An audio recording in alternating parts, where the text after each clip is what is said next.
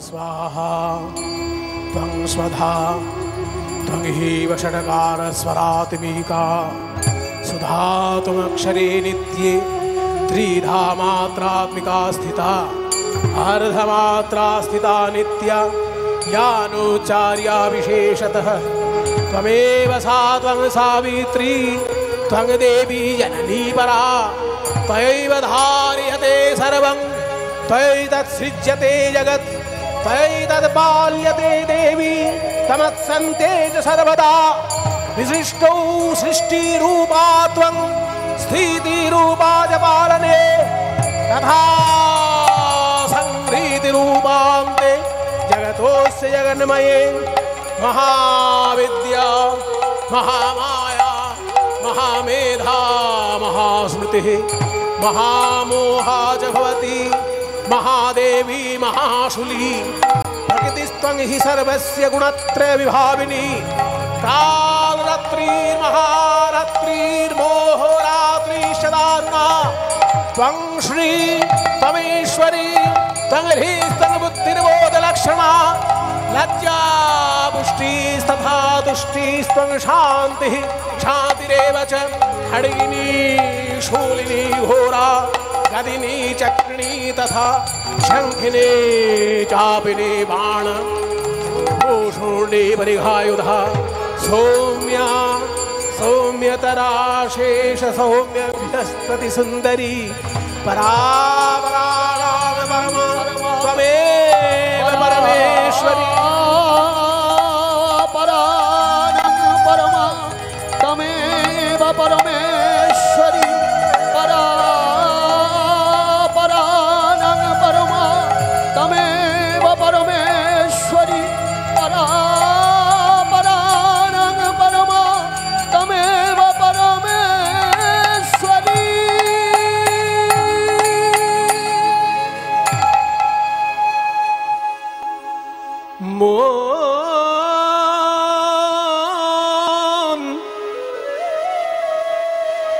मोनामा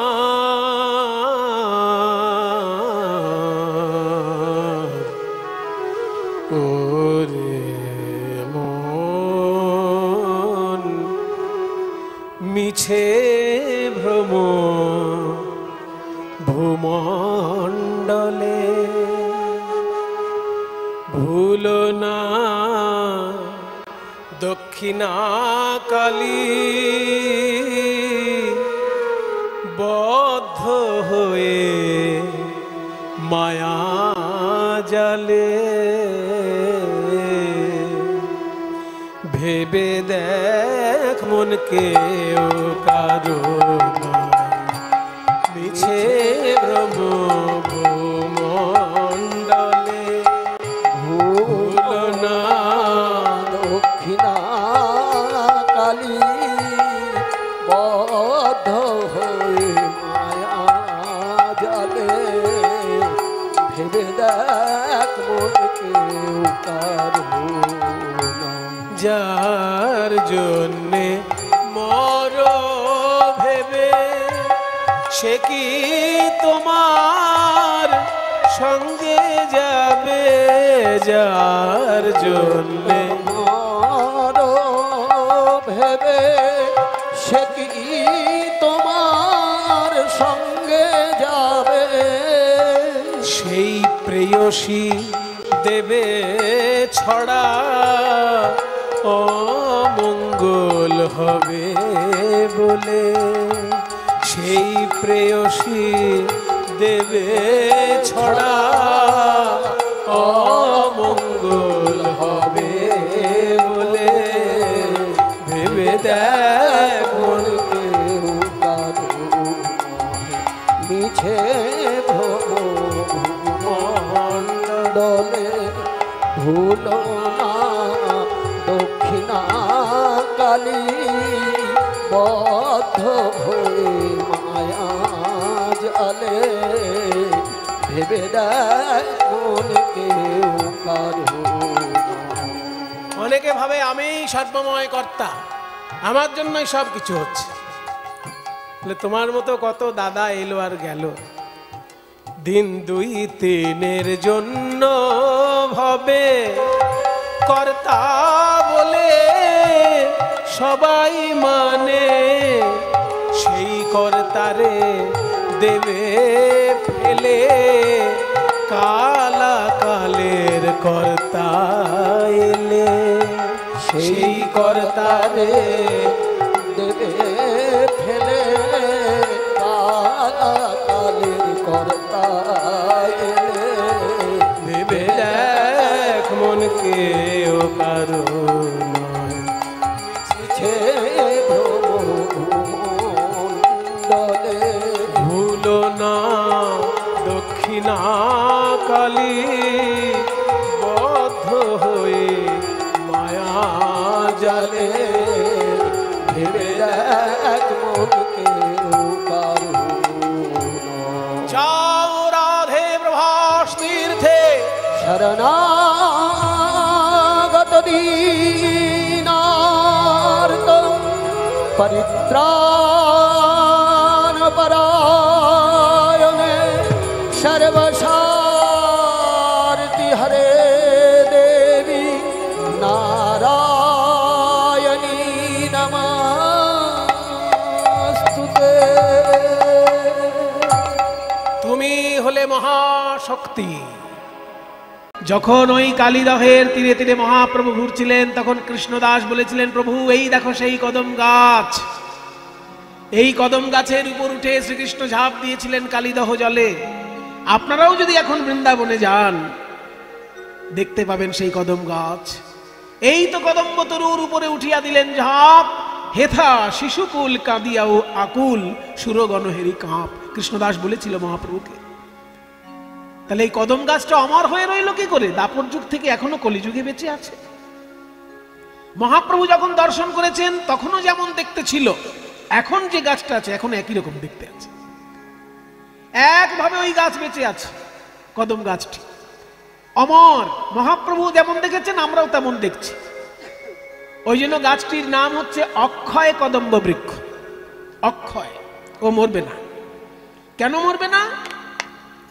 এই যে কুম্ভ মেলায় যে মানুষ যায় অমৃতের সন্ধানে, ওই অমৃত বিন্দু ওই কদম গাছের উপর পড়েছিল। কিভাবে পড়েছিল সেটার জন্য শুনতে গেলে একটা গরুড় পুরাণের কাহিনী শুনতে হবে। গরুড় কিভাবে জন্ম নিল? গরুড়ের মা আর সাপেদের মা, এরা দুই বোন, কিন্তু আবার সতীন, মানে একই বাপের মেয়ে এরা, এদের বাবা এক। গরুড়ের মা হচ্ছে বিনতা আর সাপেদের মা হচ্ছে কদ্রু। এরা সবাই দক্ষ রাজার কন্যা। আর দক্ষ রাজার কন্যাদের মধ্যে 13 জনের সঙ্গে বিয়ে হয়েছিল কশ্যপ ঋষির। এই যে কশ্যপ ঋষির যারা স্ত্রী, সেই স্ত্রীদের মধ্যে দেবতাও আছে, দৈত্যও আছে, আবার সাপও আছে, কুকুরও আছে, আবার পাখিও আছে। কশ্যপের সন্তান আমরা সবাই। এক অর্থে আমরা যারা আছি, দেবতাও, দেবতার বাবা মা যারা, ওই গরু ছাগল কুকুর সাপ পাখি, এদেরও বাবা এক, মা আলাদা আলাদা। দেবতাদের যে মা তার নাম অদিতি। ওই জন্য অদিতির পুত্রদেরকে আদিত্য বলা হয়। দ্বাদশ আদিত্য, 12 জন অদিতির পুত্র, তার মধ্যে বিষ্ণু আছে, তার মধ্যে সূর্য আছে। এই যে যারা দেবতা দ্বাদশ আদিত্য, তারা হচ্ছে অদিতির পুত্র। আর যারা দিতির সন্তান তাদেরকে দৈত্য বলা হয়। দিতি অদিতি এরা সবাই কিন্তু কশ্যপ ঋষির স্ত্রী। কাজেই কশ্যপ ঋষিরই পুত্র হচ্ছে দেবতা, কশ্যপ ঋষিরই পুত্র হচ্ছে দৈত্য, আবার কশ্যপ ঋষিরই পুত্র হচ্ছে নাগকুল, কশ্যপ ঋষিরই সন্তান হচ্ছে পক্ষীকুল। কশ্যপ ঋষির যে স্ত্রী কদ্রু, তার সন্তান হচ্ছে সাপ। আর কশ্যপ ঋষির যে স্ত্রী বিনতা, তার সন্তান হচ্ছে এই গরুড়। কি করে এই গরুড়ের জন্ম হলো তার একটা সুন্দর কাহিনী আছে। কদ্রুর স্ত্রী যখন বিনতা, বিনতা আর কদ্রু এই দুজন এরা বোন তো, কিন্তু পিঠোপিঠি বোন বলে এরা যখন সতীন হিসেবে একই স্বামীর ঘর করছে, সারাক্ষণ ঝগড়া লেগে যায়। এই কেন এরকম করছিস? দুই বোন আবার দুজন সতীন হয়ে গেছে কপালে, সেই জন্য সারাক্ষণ ঝগড়া করে। তো একদিনকে একটা বিষয় নিয়ে দুজনের মধ্যে তর্ক বেঁধে গেল। বিষয়টা কি না, ইন্দ্রের ঘোড়ার লেজ সাদা না কালো। ইন্দ্রের ঘোড়া উচ্চৈঃশ্রবা, ওই ইন্দ্রের ঘোড়া যে লেজটা সেটা কি সাদা না কালো? এবার বিনতা জানতো যে ইন্দ্রের ঘোড়ার লেজ হচ্ছে সাদা, ঘোড়াটাও সাদা, লেজটাও সাদা। কিন্তু কদ্রু ভুল করে বলে ফেলেছে যে ইন্দ্রের ঘোড়ার লেজ হচ্ছে কালো। এবার বিনতা যেহেতু জানে সত্যিটা যে ঘোড়ার লেজটা হচ্ছে সাদা, এটা নিয়ে দুই বোনের মধ্যে ঝগড়া বেঁধে গেল, কদ্রু আর বিনতার মধ্যে। বলছে ইন্দ্রের ঘোড়ার লেজ সাদা না কালো, সাদা না কালো। বিনতা বলছে আমি জানি সাদা, আর কদ্রু বলেছে না আমি বলছি কালো, আর আমি যখন কালো বলেছি ওই ইন্দ্রের ঘোড়ার লেজ কালো হতেই হবে। জানেন তো কিছু কিছু ঝগড়াটির লোক আছে, মানে মিথ্যেকেও সত্যি করে দিতে চায় আর কি, তার মধ্যেই কদ্রু পড়ে। বলছে আমি যখন বলেছি ইন্দ্রের ঘোড়ার লেজ কালো, ও কালো হবেই, পৃথিবী উল্টে গেলেও ইন্দ্রের ঘোড়ার লেজ কালো হবে। এবার বিনতা যেহেতু জানে ইন্দ্রের ঘোড়ার লেজটা সাদা, সেই জন্য বললো যে আমি তাহলে বাজি লড়বো। বাজি লড়, বাজি রাখো। কিসের বাজি? বলে ইন্দ্রের ঘোড়ার লেজ যদি কালো হয়, বিনতা তুই কিন্তু আমার দিদি, কিন্তু শুনে রাখ ইন্দ্রের ঘোড়ার লেজ যদি কালো হয় তুই আমার দাসী হবি, আমার পায়ে তেল মাখাবি, আমাকে চান করিয়ে দিবি, আমাকে খাইয়ে দিবি, আমার পা টিপে দিবি, আমার বিছানা পরিষ্কার করে দিবি, সব করে দিবি, বাসন ধুয়ে দিবি, আমার দাসী হবি তুই, যদিও আমার দিদি, কিন্তু যদি হেরে যাস তুই আমার দাসী হবি। বিনতা বলছে ওরে বোন তর্ক করিস না, ইন্দ্রের ঘোড়ার লেজটা সাদা। আমি শুনবো না, ইন্দ্রের ঘোড়ার লেজ যদি কালো হয় তুই বল আমার দাসী হবি। এবার বিনতা যেহেতু জানে ইন্দ্রের ঘোড়ার লেজ সাদা, তাই বলে ফেলো ঠিক আছে নে আমি তোর দাসী হব। বললি তো, চন্দ্র সূর্য সাক্ষী আছে, এই ব্রাহ্মণ সাক্ষী আছে, বললি কালকেই তাহলে আমরা দেখতে যাব ইন্দ্রের ঘোড়ার লেজ সাদা না কালো, দুই বোন মিলে যাব। এবার পরের দিন যখন ইন্দ্রের ঘোড়ার লেজ দেখতে যাবে, রাতের বেলায় কদ্রু খবর নিয়েছে ইন্দ্রের ঘোড়ার লেজটা সত্যি সত্যি সাদা। কদ্রু বলছে তাহলে তো সকালবেলা দিদির সঙ্গে দেখতে গেলেই আমি তো হেরে যাব, জীবনে কারোর কাছে হার মানিনি, এই দিদির কাছে হার মানবো। তখন রাতের বেলা একটা ফন্দি আটলো। কি ফন্দি? ওই যে কদ্রুর সন্তান যেহেতু সাপ, ওই কালো কালো সাপদেরকে ডেকে বলছে আয় তো বাবা কালিও, আয় তো বাবা বাসুকি, আয় তো বাবা অনন্ত, আয় সাপেরা আয়। বলো মা, কালো কালো সাপ যারা আছিস তারা আয়, হলুদ সাপ আসবি না। এই নানান রঙের সাপ আছে, টিভিতে ইউটিউবে দেখবেন, হলুদ সাপ আছে, সবুজ সাপ আছে, লাল সাপ আছে, ওই অন্য রং চলবে না, শুধু কালো যারা আছিস তারা আয়। বলো মা কি করতে হবে? শোন, তোরা রাতারাতি যা, রাত্রের বেলা গিয়ে ইন্দ্রের ঘোড়ার লেজটাকে জড়িয়ে থাকবি। এবার সকালে যখন আমরা দুই বোন দেখতে যাব ইন্দ্রের ঘোড়ার লেজ, দূর থেকে তো দেখবো, ইন্দ্রের লেজটার কাছে না গিয়ে দেখলেই হলো, দূর থেকে দেখবো। তো যদি কালো সাপ জড়ানো থাকে লেজটা, তাহলে মনে হবে কালো লেজ। ওইটুকুর জন্য তোরা একটু মায়ের সম্মান বাঁচা বাবা। এবার মায়ের সম্মান বাঁচাতে কন্যা সন্তান চায়, সেই জন্য কালো কালো সাপেরা গিয়ে করলো কি, রাতের বেলায় ইন্দ্রের ঘোড়ার লেজটাকে জড়িয়ে কালো করে রাখলো। এবার সকালবেলায় দুই বোন এসেছে ইন্দ্রের ঘোড়া দেখতে, দূর থেকে দেখছে, যেহেতু দেখছে ইন্দ্রের ঘোড়ার লেজ কালো হয়ে আছে। বিনতা চিন্তা করলো আমি তো শুনেছিলাম ইন্দ্রের ঘোড়ার লেজ সাদা, কালো দেখছি কেন? ওসব জানি না দিদি, কালকে তর্ক হয়েছে আমাদের দুই বোনের মধ্যে এবং কথা নিশ্চিত হয়ে গেছে যে ইন্দ্রের ঘোড়ার লেজ যদি কালো হয় তাহলে তুমি আমার দিদি হলেও আমার দাসী বৃত্তি করবে। বলো আমার দাসী হবে তুমি? বিনতা বলল বোন, এই দিদিকে দাসী হিসেবে তোর খাটাতে ভালো লাগে, ওসব শুনবো না, ওসব নীতি কথা শাস্ত্র কথা শুনবো না, তুমি দাসী হবে কি না বলো। ঠিক আছে বোন, আমি যখন তোর কাছে বাজি হেরে গেছি আমি তোর দাসী হব, তুই যা বলবি আমি তাই করে দেবো, কিন্তু তুই শুধু একটা কথা বল, জীবনে কবে আমি এই দাসী বৃত্তি থেকে মুক্তি পাবো? তোর দাসী হওয়া থেকে আমার মুক্তি ঘটবে কবে? এইবার কথা এসো। তুমি তো বাজা, কতদিন বিয়ে হয়েছে তোমার সঙ্গে? আমার বরেরই তো বিয়ে হয়েছে। তুমি তো বাজা, তোমার সন্তান হয় না। তো যদি কোনোদিন তোমার ওই পেটে সন্তান জন্মায়, আর সেই সন্তান গিয়ে যদি স্বর্গ থেকে অমৃত এনে আমার সন্তানদেরকে দিতে পারে, ভালো করে খেয়াল করবেন কথাটা, খাওয়াতে পারে কিন্তু বলেনি, বলেছে কি যদি এনে দিতে পারে। কাজে এনে দেওয়াটাই কিন্তু মেন কথা হয়ে গেল, খাওয়ানোর কথাটা থাকলো না। তোমার গর্ভে যদি কোনোদিন সন্তান হয়, আর সেই সন্তান যদি স্বর্গ থেকে অমৃত এনে আমার সন্তানদেরকে দিতে পারে, মানে সাপেদেরকে দিতে পারে, সেই দিনকে তোমার দাসী বৃত্তি থেকে মুক্তি ঘটবে। এই কথা শোনার পর থেকে বিনতা কি করলো জানেন? যতক্ষণ কদ্রু জেগে থাকে, কদ্রুর দাসী বৃত্তি করে, কদ্রুর কাপড় কেচে দেয়, কদ্রুর বিছানা পরিষ্কার করে দেয়, কদ্রুর বাসন পরিষ্কার করে দেয়, কদ্রুকে খাইয়ে দেয়, স্নান করিয়ে দেয়, কদ্রুর সেবা করে। আর যেই কদ্রু ঘুমিয়ে পড়ে অমনি বিষ্ণুর উপাসনা করে। হে বিষ্ণু, আপনি কৃপা করে আমাকে এমন একটি সন্তান দিন, সে যেন আপনার সেবা করতে পারে, আপনার সেবা করতে পারে। ওই জন্য যারা কৃষ্ণ ভক্ত হয় বাবা, যেই জন কৃষ্ণ ভজে সে বড় চতুর। ওই জন্য কৃষ্ণ ভক্ত যখন ভগবানের কাছে সন্তান চায়, কি বলে সন্তান চায়?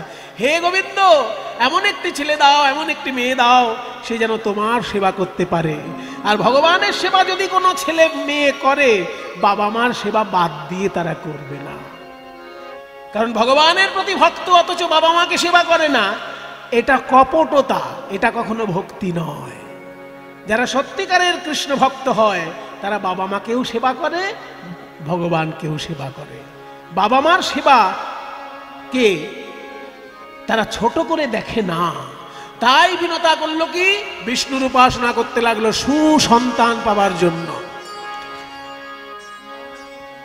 নম নারায়ণ নম নারায়ণ নারায়ণ নম নারায়ণ নম নারায়ণ নম নারায়ণ নারায়ণ নম নারায়ণ নম নারায়ণ নম নারায়ণ নম নারায়ণ নম নারায়ণ শঙ্খ চক্র গদা কেয়ুরবাণ শঙ্খ চক্র গদা কেউরবাণ শঙ্খ চক্র গদা কেয়ুরবাণ শঙ্খ চক্র গদা কেউরবাণ নম নারায়ণ নম নারায়ণ নারায়ণ নম নারায়ণ নম নারায়ণ নম নারায়ণ নম নারায়ণ নম নারায়ণ নম নারায়ণ নম নারায়ণ নম নারায়ণ নম নারায়ণ। নারায়ণের ধ্যান করতে লাগলেন, প্রণাম করতে লাগলেন, উপাসনা করতে লাগলেন। বিষ্ণুর কৃপায় বিনতা হলো গর্ভবতী। আর কিছুদিন পর ওই গর্ভ প্রসব করে দুইটি অণ্ড দেখা দিল। দুইটি অণ্ড প্রসব করলেন বিনতা। দুটি অণ্ড মানে দুটি ডিম প্রসব করলো বিনতা। কিন্তু সেই ডিম দুটো 500 বছর পার হয়ে যাচ্ছে, তবু ফুটছে না। বাবার এই কি ডিম?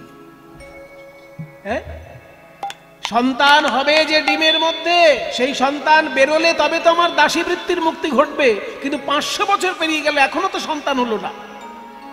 তা একদিন মনের রাগে, মনের দুঃখে বিনতা করলো কি, যে আমার সন্তান এই ডিমের মধ্যে আসবে, কিন্তু এখনো তো জন্মাচ্ছে না, বোধহয় ডিমগুলো খারাপ হয়ে গেছে। এই ভেবে মনের দুঃখে একটি ডিম তুলে পাথরে আছাড় মেরেছে।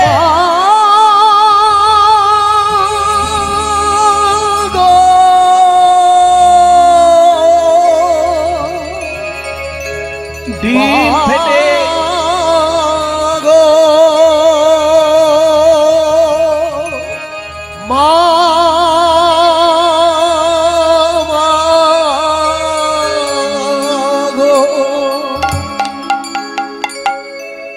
ডিম ফেটে ভিতর থেকে একটা বিকলাঙ্গ পাখি বেরিয়ে এলো। অর্ধেকটা পাখি অর্ধেকটা মানুষ, কিন্তু বিকলাঙ্গ। ডিমটা পুরোপুরি পুষ্ট হয়নি, যেহেতু মা অভিমান করে মনের দুঃখে ভেঙে দিয়েছেন ডিমটা, তাই একটি বিকলাঙ্গ অর্ধপক্ষী স্বরূপ অর্ধেকটা মানুষ অর্ধেকটা পাখি হয়ে বেরিয়ে এলো। ছেলেটি কেঁদে কেঁদে মায়ের চরণে আছাড় খেয়ে পড়ল। মা গো, তুমি আমাকে পুরোপুরি সুস্থ হয়ে জন্মাতে দিলে না। যদি আমি পূর্ণ সুস্থ দেহ পেতাম, বিশ্ব ব্রহ্মাণ্ড প্রলয় করে দিতে পারতাম মা। কিন্তু তোমার ধৈর্যের বড় অভাব। 500 বছর পেরিয়েছে, আর 500 বছর যদি তুমি অপেক্ষা করতে, আরো 500 বছর পরে আমার জন্ম হতো মা। একসঙ্গে এই দুটো ডিম ফুটতো 500 বছর পর, কিন্তু তোমার তো ধৈর্য হলো না, তাই তুমি আমাকে অকালে প্রসব করালে মা। আমি তোমার অযোগ্য সন্তান, আমি তোমার সেবা করতে পারলাম না। আমি বিষ্ণুর, আমি সূর্যের রথে চললাম, কিন্তু আর একটা যে ডিম আছে মা, ওইটাকে তুমি মনের দুঃখে ফাটিয়ে দিও না। সাবধানে সযত্নে ওই ডিমটাকে রক্ষা করো। 500 বছর পর ওর ভেতর থেকে আমার ভাই জন্মাবে, তার নাম হবে গরুড়। আমার নাম হলো অরুণ, আমি হব সূর্যের রথের সারথি। আর ওই দ্বিতীয় পণ্ড থেকে প্রসূত হবে আমার ভাই, তার নাম গরুড়, ও হবে বিষ্ণুর সারথি। তাই আমি সূর্যের সারথি হয়ে উড়ে চললাম মা। আমি তোমার সেবা করার সুযোগ পেলাম না, কারণ আমি তো বিকলাঙ্গ, আমি যুদ্ধ করতে পারবো না। আমি পিঠে হয়তো বয়ে নিয়ে যেতে পারবো কাউকে, কিন্তু যুদ্ধ করতে পারবো না। আমার ভাই যে আসবে গরুড়, ও যুদ্ধও করতে পারবে, তাই ও এসে তোমার দাসী বৃত্তির মুক্তি ঘটাবে। দেখতে দেখতে আরো 500 বছর যখন পার হয়ে গেল, ওই দ্বিতীয় ডিমটা আপনি ফুটে ভিতর থেকে গরুড় মহারাজ প্রকাশিত হলেন। নিতাই গৌর হরি বল। বিষ্ণু ভক্ত শিরোমণি গরুড় মহারাজ কি জয়। বিষ্ণু বাহন গরুড় মহারাজ কি জয়। বিষ্ণু বাহন গরুড় মহারাজ কি জয়। দ্বিতীয় অণ্ড প্রসবিত হয়ে তার ভিতর থেকে গরুড় বেরিয়ে এলো, পূর্ণ সুস্থ সুন্দর শরীর নিয়ে। বেরোনোর সঙ্গে কি করলো জানেন? সঙ্গে সঙ্গে মায়ের চরণে শুধু একটি প্রণাম করে এক ডানা ঝাপটা দিয়ে আকাশে উঠে গেল। আকাশে উঠে গিয়ে সূর্যকে ঢেকে দিল 2 ডানা দিয়ে। 2 ডানা দিয়ে সূর্যকে ঢেকে দিল, পৃথিবী হয়ে গেল অন্ধকার। শেষকালে শুনতে পেল যে সূর্যের কোনো দোষ নেই, মাকে দাসী বৃত্তি করিয়ে রেখেছে মায়েরই এক বোন, যে আবার সম্পর্কে মায়ের সতীনও হয়, মানে সৎ মা অথচ মাসি। দুটো সম্পর্ক গরুড়ের সঙ্গে কদ্রুর, সৎ মাও হচ্ছে আবার মাসিও হচ্ছে। সেই জন্য কদ্রু নাকি আমার মাকে দাসী বানিয়ে রেখেছে। স্বর্গ থেকে অমৃত এনে দেব, তবে এই দাসী বৃত্তির মুক্তি ঘটবে। গরুড় উড়ে চলল স্বর্গে ইন্দ্রের কাছে। ইন্দ্র, কে হে তুমি? আমি গরুড়, বিনতানন্দন গরুড়। আমি তোমার কাছে আমি কাতর প্রার্থনা করছি দাদা, তুমি আমাকে অমৃতের ভাণ্ড দাও। সাবধান, আমায় দাদা বলে ডাকার সাহস হলো কি করে তোর? তুই একটা পক্ষী জাতি, তুই পাখি, অর্ধেকটা মানুষ অর্ধেকটা পাখি, কিন্তু পাখি তো তুই, ডানা আছে তোর। আমাকে, আমি হলাম দেবতাদের মধ্যে শ্রেষ্ঠ, ইন্দ্র আমার নাম, আমাকে দাদা বলে ডাকছিস কেন? তুমি তো সম্পর্কে আমার দাদা হও। তোমার পিতার নাম কি? কশ্যপ। আমার পিতার নাম কি? কশ্যপ। কশ্যপ ঋষির পুত্রই তো ইন্দ্র, আবার কশ্যপ ঋষির পুত্রই গরু। কিন্তু ইন্দ্রের মা হচ্ছেন অদিতি, আর গরুড়ের মা হচ্ছে বিনতা। শুধু মা আলাদা, বাবা এক।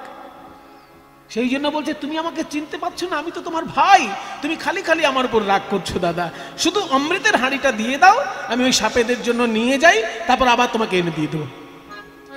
চুপ কর, এই অমৃতের হাঁড়ি পাওয়া যাবে না, এই দেবতাদের খাদ্য, ওই সাপেদের জন্য অমৃতের হাঁড়ি দেবো না আমি। যদি না দাও দাদা, তোমার সঙ্গে কিন্তু আমি যুদ্ধ করব, কারণ আমার জীবনে দাদার থেকেও মায়ের স্থান আগে। যে কোনো মানুষের জীবনে নাকি আগে মায়ের স্থান, তারপর তো দাদার স্থান, কি বলেন? আগে দাদা, তারপর তো মা নয়, আগে মায়ের সম্মান, তারপর দাদার সম্মান। কাজে আমার মায়ের দাসী বৃত্তি ঘটান দূর করার জন্য আমার অমৃত চাই। তুমি যদি না দাও তাহলে এই করো যুদ্ধ, যুদ্ধ।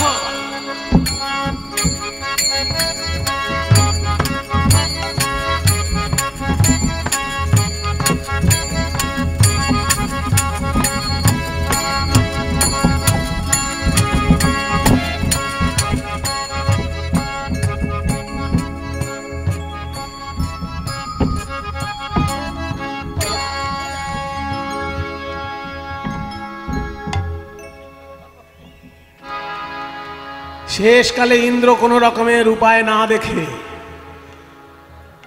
ইন্দ্রের কাছে যেটা সর্বশেষ অস্ত্র বজ্র, সমস্ত অস্ত্র যদি ব্যর্থ হয়ে যায়, বজ্র কখনো ব্যর্থ হবে না। কারণ বজ্র হচ্ছে দধিচি মুনির হাড় দিয়ে তৈরি অস্ত্র। যেহেতু একজন মুনির হাড়, সেই জন্য সেটা কখনো ব্যর্থ হবে না। শেষকালে যুদ্ধে এটে উঠতে পারছে না বলে ইন্দ্র ওই বজ্র নিক্ষেপ করলো গরুড়ের উপর। আর গরুড় যেহেতু জানে যে বজ্র হচ্ছে দধিচি মুনির হাড় দিয়ে তৈরি অস্ত্র, ওই জন্য গরুড় কি করলো জানেন? বজ্রকে প্রণাম করলো।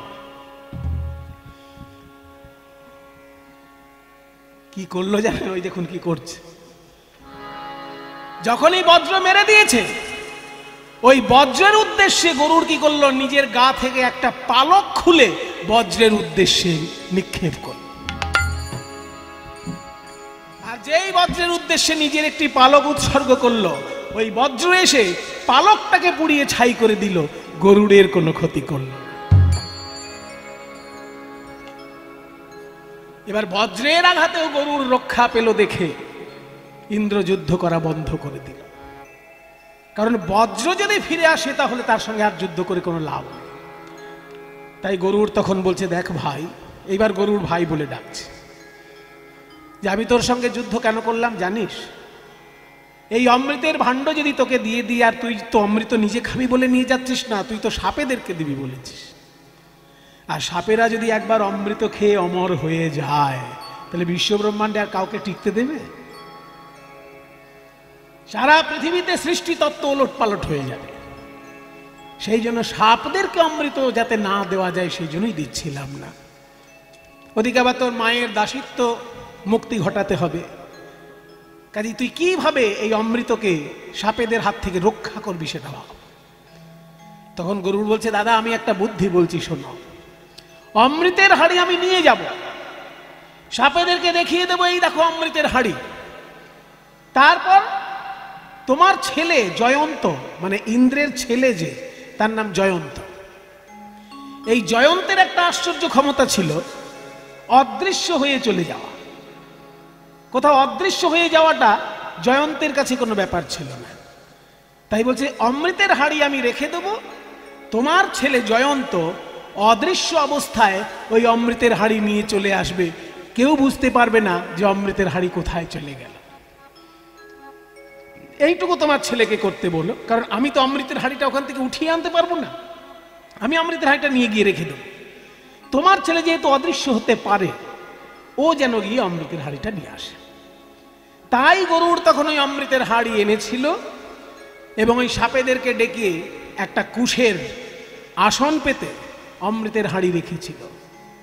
মরা কুশে অমৃতের বিন্দু ছিটিয়ে দেখিয়ে দিয়েছিল, এই দেখো মরা কুশে অমৃত ছিটিয়ে দিলাম, মরা কুশ জ্যান্ত হয়ে গেল। তাহলে এটা অমৃত, এই অমৃতের হাড়ি থাকলো কুশের উপর।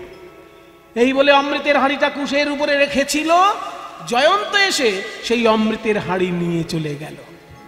ওই জয়ন্ত এসে অমৃতের হাঁড়ি যখন অদৃশ্য অবস্থায় নিয়ে গেল, সাপরা বুঝতে পারলো না যে অমৃতের হাঁড়ি কোথায় গেল। কি গো, তুমি যে অমৃতের হাঁড়ি আনলে সেটা গেল কোথায়? বলে অমৃত হাঁড়ি বোধ হয় অদৃশ্য হয়ে যায় আপনা আপনি। আমি তো এনে দিয়েছি, সেটা তো তোমরা দেখেছো। মরা কুশকে জ্যান্ত করে দিয়েছি, তাও তোমরা দেখেছো। বলে হ্যাঁ, সেটাও দেখেছি। তাহলে এই কুশের উপরেই তো অমৃতের হাঁড়ি ছিল, ওইখানেই অমৃত বোধহয় বিলীন হয়ে গেছে। এই শুনে সাপেরা তখন ওই কুশ চাটতে লাগলো। কুশ চাটতে চাটতে তাদের জিহ্বা দ্বিধা বিভক্ত হয়ে গেল। তখন থেকে সাপেদের জিহ্বা বা সাপ জাতীয় যে সব প্রাণী আছে তাদের জিহ্বাগুলো দ্বিধা বিভক্ত। আর ওই যে অমৃতের হাঁড়িটা জয়ন্ত নিয়ে চলে গেল, সেই সময় ভারতবর্ষের 4টি জায়গায় রেখেছিল। যেখানে যেখানে ওই অমৃতের হাঁড়ি রেখেছিল সেখানে সেখানে একটু করে অমৃত পড়ে যায়। সেই জন্য সেই 4টি মহাতীর্থে কুম্ভ মেলা উৎসব হয়। জয়ন্ত যখন নিয়ে যায় ওই অমৃতের হাঁড়ি, 4টি জায়গায় বিশ্রাম দিয়েছিল। সেই 4টি জায়গা হচ্ছে হরিদ্বার, তারপর প্রয়াগরাজ মানে এলাহাবাদ, আরেকটি হচ্ছে উজ্জয়িনী, আরেকটি হচ্ছে নাসিক। ভারতবর্ষের এই 4টি জায়গায় ওই অমৃতের হাঁড়ি রাখা হয়েছিল। তাই সেইখানে লক্ষ লক্ষ মানুষের বিশ্বাস গেলে অমৃত লাভ হবে। আপনাদের আশীর্বাদে 4টি তীর্থেই কুম্ভ মেলায় আমি দর্শন করে এসেছি, প্রণাম করে এসেছি। আমার সৌভাগ্য হয়েছে ভারতবর্ষের 4টি কুম্ভ মেলাতেই যোগদান করে স্নান করে আসার, এবং মাকে সঙ্গে নিয়ে গিয়ে স্নান করিয়েছিলাম। এটা আমার বড় একটা প্রাপ্তি। সেই জন্য এই যে 4টি জায়গায় কুম্ভ মেলা অনুষ্ঠান হয় এই কারণে। কিন্তু গরুড় যখন ওই অমৃতের হাঁড়ি এনেছিল, সেই সময় বৃন্দাবনে ওই কদম গাছটার 3টে ডালের মাঝখানে অমৃতের হাঁড়িটা রেখেছিল। ওই 3টে ডালের মাঝখানে অমৃতের হাঁড়িটা রাখার জন্য হাঁড়িটা একটুখানি টলে গিয়ে 1 বিন্দু অমৃত ওই গাছটায় পড়ে যায়। সেই জন্য বৃন্দাবনের মধ্যে ওই গাছটি হাজার হাজার বছর ধরে বেঁচে আছে। সেই গাছটা এখনো আপনারা দর্শন করবেন বৃন্দাবনে গেলে, গরুড় যে গাছে অমৃত রেখেছিল। তাই সেই কালীদহের গাছের একদম যমুনার তীরেই কালীদহ ঘাট। তাহার উপরে ভাই পাখি যদি উড়ে যায় পড়ে তাহা তেজিয়া পরাণ, বিষ লিছে জলে, কোন পশু যদি যায় কুলে, বিষ লিছে জলে, প্রাণী যদি যায় কুলে, বিষের বাতাস পাইয়া মরে, বিষের বাতাস পাইয়া মরে। ওমা স্থাবর জঙ্গম কত, কুলে মরি আছে সতরে, স্থাবর জঙ্গম যত, কুলে মরি আছে কত রে। কালীদহের বিষ জল সহিতে না পারে, ওই বিষ জল সহিতে না পারে। বিষের জ্বালায় জ্বালায় অঙ্গ জলে, জ্বালায় জ্বালায় অঙ্গ জলে। বলি কেউ তো সেথায় যেতে না রে, বিষের জ্বালায় জ্বালায় অঙ্গ জলে, কেউ তো সেথায় যেতে না রে, জ্বালায় জ্বালায় অঙ্গ জলে। কালীয় নাগ যেখানে বাস করছে তার ভয়ঙ্কর বিষে মিশ্রিত হয়ে গিয়ে ওই বিষ জলে এত জ্বালা। তীরে কত বৃক্ষ মৃত হয়ে পড়ে আছে, কত পশু পাখি মৃত হয়ে পড়ে আছে, শুধু ওই অক্ষয় কদম্ব বেঁচে আছে। যেহেতু ওর গায়ে অমৃত আছে, ওকে কেউ মারতে পারে না। ওদিকে হলো কি জানেন, প্রাণ গোবিন্দ খেলা করতে করতে আজকে এসেছে কালীদহ ঘাটের একটু দূরেই খেলা করছেন। শ্রীরাম সুদাম দাম্ব সুদামকে নিয়ে এসেছেন, কিন্তু দাদা বলাই আজকে আসেনি। মায়েরা একটা জিনিস খেয়াল রাখুন, যেদিনকে কালীয় দহে শ্রীকৃষ্ণ গিয়েছিলেন সেই দিনটায় বলরামের জন্মদিন ছিল। সেই দিনটাতে কিন্তু বলরামের জন্মদিন ছিল বলে মা রোহিণী বলরামকে সারাদিন ভালো মন্দ খাওয়াবেন, অনেক অনুষ্ঠান আছে তো, ওই জন্য বলরামকে যেতে দেননি। আর বলরামকে যেতে দেননি বলেই সেই সুযোগটা কৃষ্ণ কাজে লাগিয়েছে। কারণ দাদা বলরাম সঙ্গে আসলে কোনো মতেই কৃষ্ণকে ওই কালীদহের তীরে যেতে দিতেন না। আর দাদার কথা শুনবে না এমন ভাই তো কৃষ্ণ নয়। সেই জন্য দাদা বলরাম আজকে আসেনি বলে সুযোগটা কৃষ্ণ কাজে লাগিয়েছে। আসেনি কেন না, আজকে হচ্ছে বলরামের জন্মদিন। দিনটা কোন দিন, তিথিটা আপনাদেরকে বলে দিই, সারা জীবন মুখস্থ রাখার মতন দিন। আপনাদের জানা আছে তিথিটা, কিন্তু ওই দিনটা যে বলরামের জন্মদিন সেটা সবার জানা নেই। যে দিনটাকে সারা ভারতের লোক বলে রাখি পূর্ণিমা, যে দিনটাকে সারা ভারতের লোক বলে রাখি পূর্ণিমা, রাখি বন্ধন উৎসব হয়, বৈষ্ণব জগতে সেই পূর্ণিমাটার নাম হচ্ছে ঝুলন পূর্ণিমা। সাধারণ মানুষের কাছে যেটা রাখি পূর্ণিমা, বৈষ্ণবদের কাছে সেটা ঝুলন পূর্ণিমা। কারণ ওই দিন রাধা কৃষ্ণের ঝুলন লীলা আস্বাদন হয়েছে। আর মজার ব্যাপার হচ্ছে ওই দিনই বলরামের জন্মদিন, আর ওই দিনই কালীয় দমনের দিন। কাজে এই ভারতবর্ষের যে তিথি মাহাত্ম্য, তিথি মাহাত্ম্যের মধ্যে এই তিথিটার এতটাই গুরুত্ব যে একটা তিথিতে চারটে বড় বড় ব্যাপার। ওই দিন রক্ষাবন্ধন উৎসব, ওই দিন ঝুলন লীলা, আবার ওই দিন বলরামের জন্মদিন, আবার ওই দিন কালীয় দমনের দিন। দিনটা কোনটা না, শ্রাবণ মাসের পূর্ণিমা। শ্রাবণ মাসের পূর্ণিমা, বৈশাখ মাসের পূর্ণিমা হয় বুদ্ধ পূর্ণিমা, জ্যৈষ্ঠ মাসের পূর্ণিমা হয় স্নান যাত্রার পূর্ণিমা, আষাঢ় মাসের পূর্ণিমা হয় গুরু পূর্ণিমা, আর শ্রাবণ মাসের পূর্ণিমাটা হচ্ছে এই ঝুলন পূর্ণিমা বা বলরামের জন্মদিন বা রাখি বন্ধন উৎসব বা কালীয় দমনের দিন। ওই দিনকে আজকে ভগবান শ্রীকৃষ্ণ খেলায় এসেছেন বন্ধু বান্ধবদের সঙ্গে। বলরাম দাদা নেই, আজকে আমি কালীয় দমন করব, কারণ সারা বছরে আর কোনোদিন সুযোগ পাবো না। তাই খেলিতে বিনোদ খেলা হলো শ্রম সবাকার, খেলিতে বিনোদ খেলা হলো শ্রম সবাকার,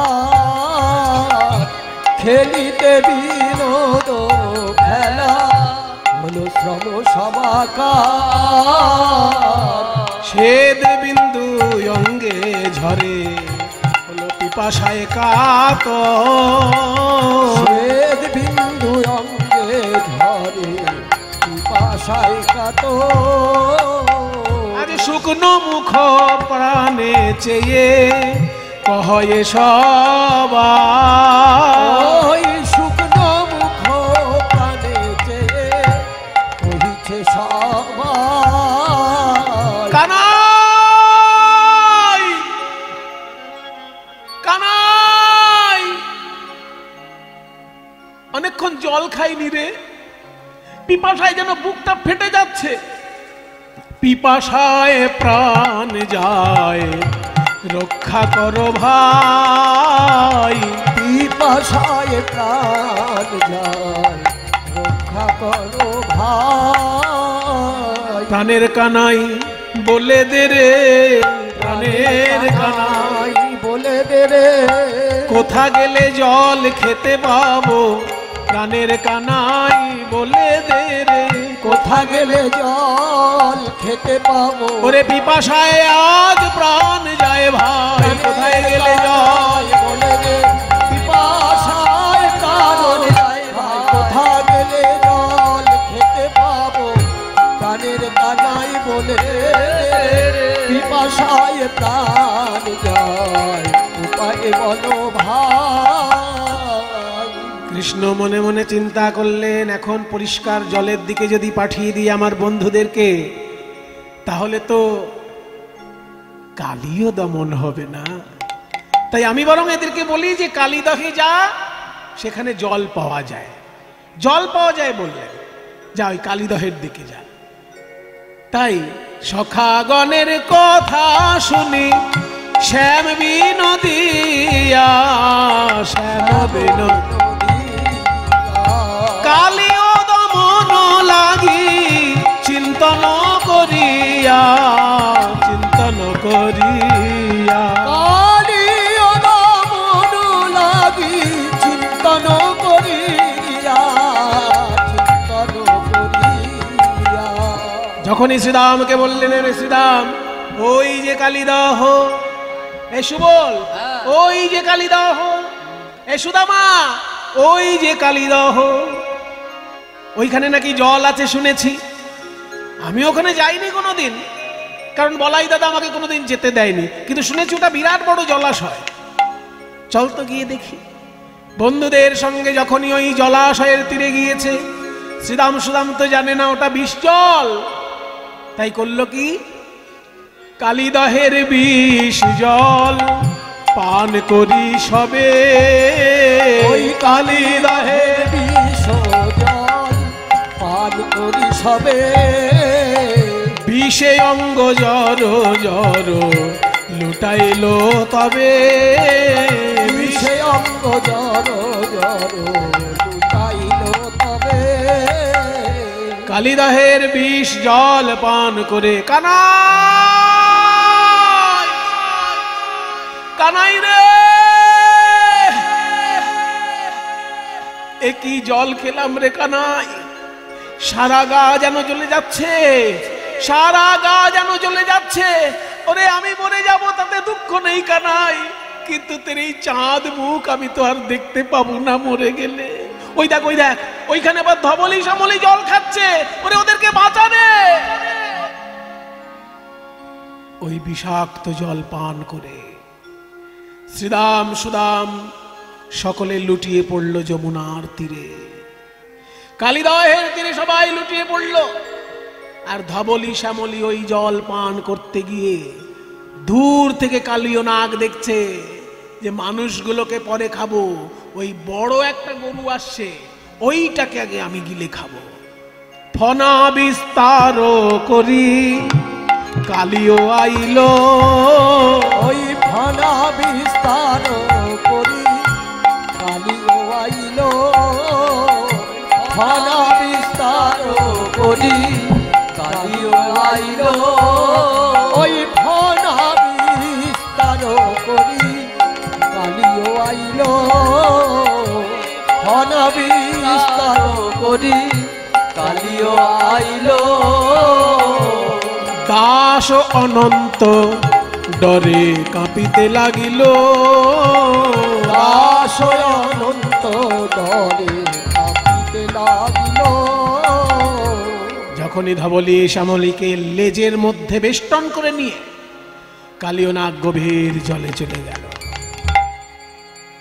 আর কি গোবিন্দ থাকতে পারে? গোবিন্দ, গো মানে গরু, গো মানে পৃথিবী, গো মানে ইন্দ্রিয়।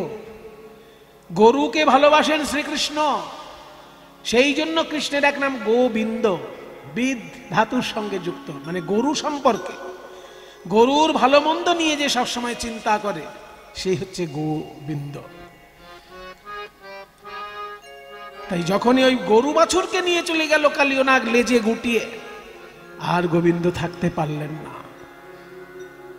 উঠলেন ওই যে কদম গাছ, সেই কদম গাছে প্রাণ গোবিন্দ উঠছেন। কদম গাছে উঠছেন, বলছেন ওরে কালীয় নাগ, আজকে তোর একদিন কি আমার একদিন, তোর একদিন কি আমার একদিন। এই চিন্তা করে গোবিন্দ কদম গাছে উঠছে। কালীয় নাগ ওইখানে এলো কি করে? কালীয় নাগ এলো কি করে? ওই যে গরুড় যখন অমৃতের হাড়ি এনে দিল মাকে, ওইখানে আজ পর্যন্ত আমি কিন্তু কাহিনীটাকে আটকে রেখেছিলাম, এবার ওখান থেকে আবার শুরু করছি। গরুড় যখন অমৃতের হাড়ি এনে দিল মাকে, সব বিনোদ কদ্রুকে ডেকে বলছে, মাসি তুমি বলেছিলে অমৃতের হাড়ি তোমার ছেলেদের জন্য এনে দিতে পারলে মাকে দাসী বৃত্তি থেকে মুক্তি ঘটাবে। আমার সামনে বলো আজ থেকে মা মুক্ত হলো। কদ্রু বলছে ওই তো অমৃতের হাড়ি দেখতে পাচ্ছি, আমার ছেলেরা ওই অমৃত পাবে, তাই তোর মা আজ থেকে দাসী বৃত্তি থেকে মুক্ত মুক্ত মুক্ত। যেই না কদ্রু বলে দিল বিনতা আজ থেকে মুক্ত, গরুড় কি শুরু করলো জানেন? একটা একটা সাপ ধরে খেতে লাগলো।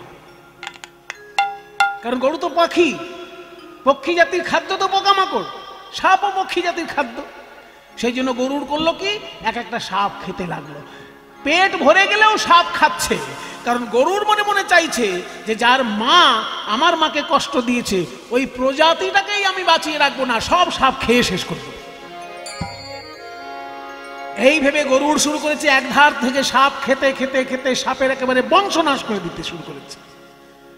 শেষকালে কদ্রু বিনতাকে বলে, দিদি আমি না হয় অন্যায় করেছি, কিন্তু আমার অন্যায়ের সাজা আমার সন্তানরা পাবে।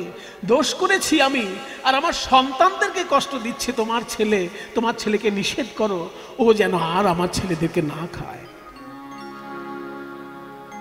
তখন বিনতা বলছে, ওরে গরুড়, তুই এইভাবে সর্পকুল ধ্বংস করে দিস না। বলছে, মা তোমাকে কষ্ট দিয়েছে ওই সাপেদের মা, ওদেরকে আমি বাঁচিয়ে রাখবো না। বলে, না বাবা, ওরা অন্যায় করেছে বলে তুমি অন্যায় করবে, এটা তাহলে তুমি বিষ্ণু ভক্ত হলে না। তুমি তো বিষ্ণুকে পিঠে করে নিয়ে বেড়াও, তোমার ভেতর বৈষ্ণবতা কই? সে কথা যদি বলো মা, তাহলে সাপ তো আমার খাদ্য, আমার খাদ্য আমি খাবো, সেটা কেউ বাধা দিতে পারবে? বলে, শোনো, সাপ যদি তোমার খাদ্যই হয়, তুমি একটা করে সাপ রোজ খাবে। কদ্রু তখন বিধান করে দিল যে আমার সন্তানদের মধ্যে একটা করে সর্প রোজ তোর জন্য আমি পাঠাবো, কিন্তু আমার সব সর্পকে তুই খেয়ে শেষ করে দিস না।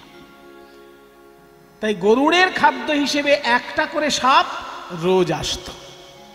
তো একটা করে সাপ গরুড়ের খাদ্য হিসেবে রোজ আসতো। একদিনকে ওই কালীয় নাগের পালা পড়েছে।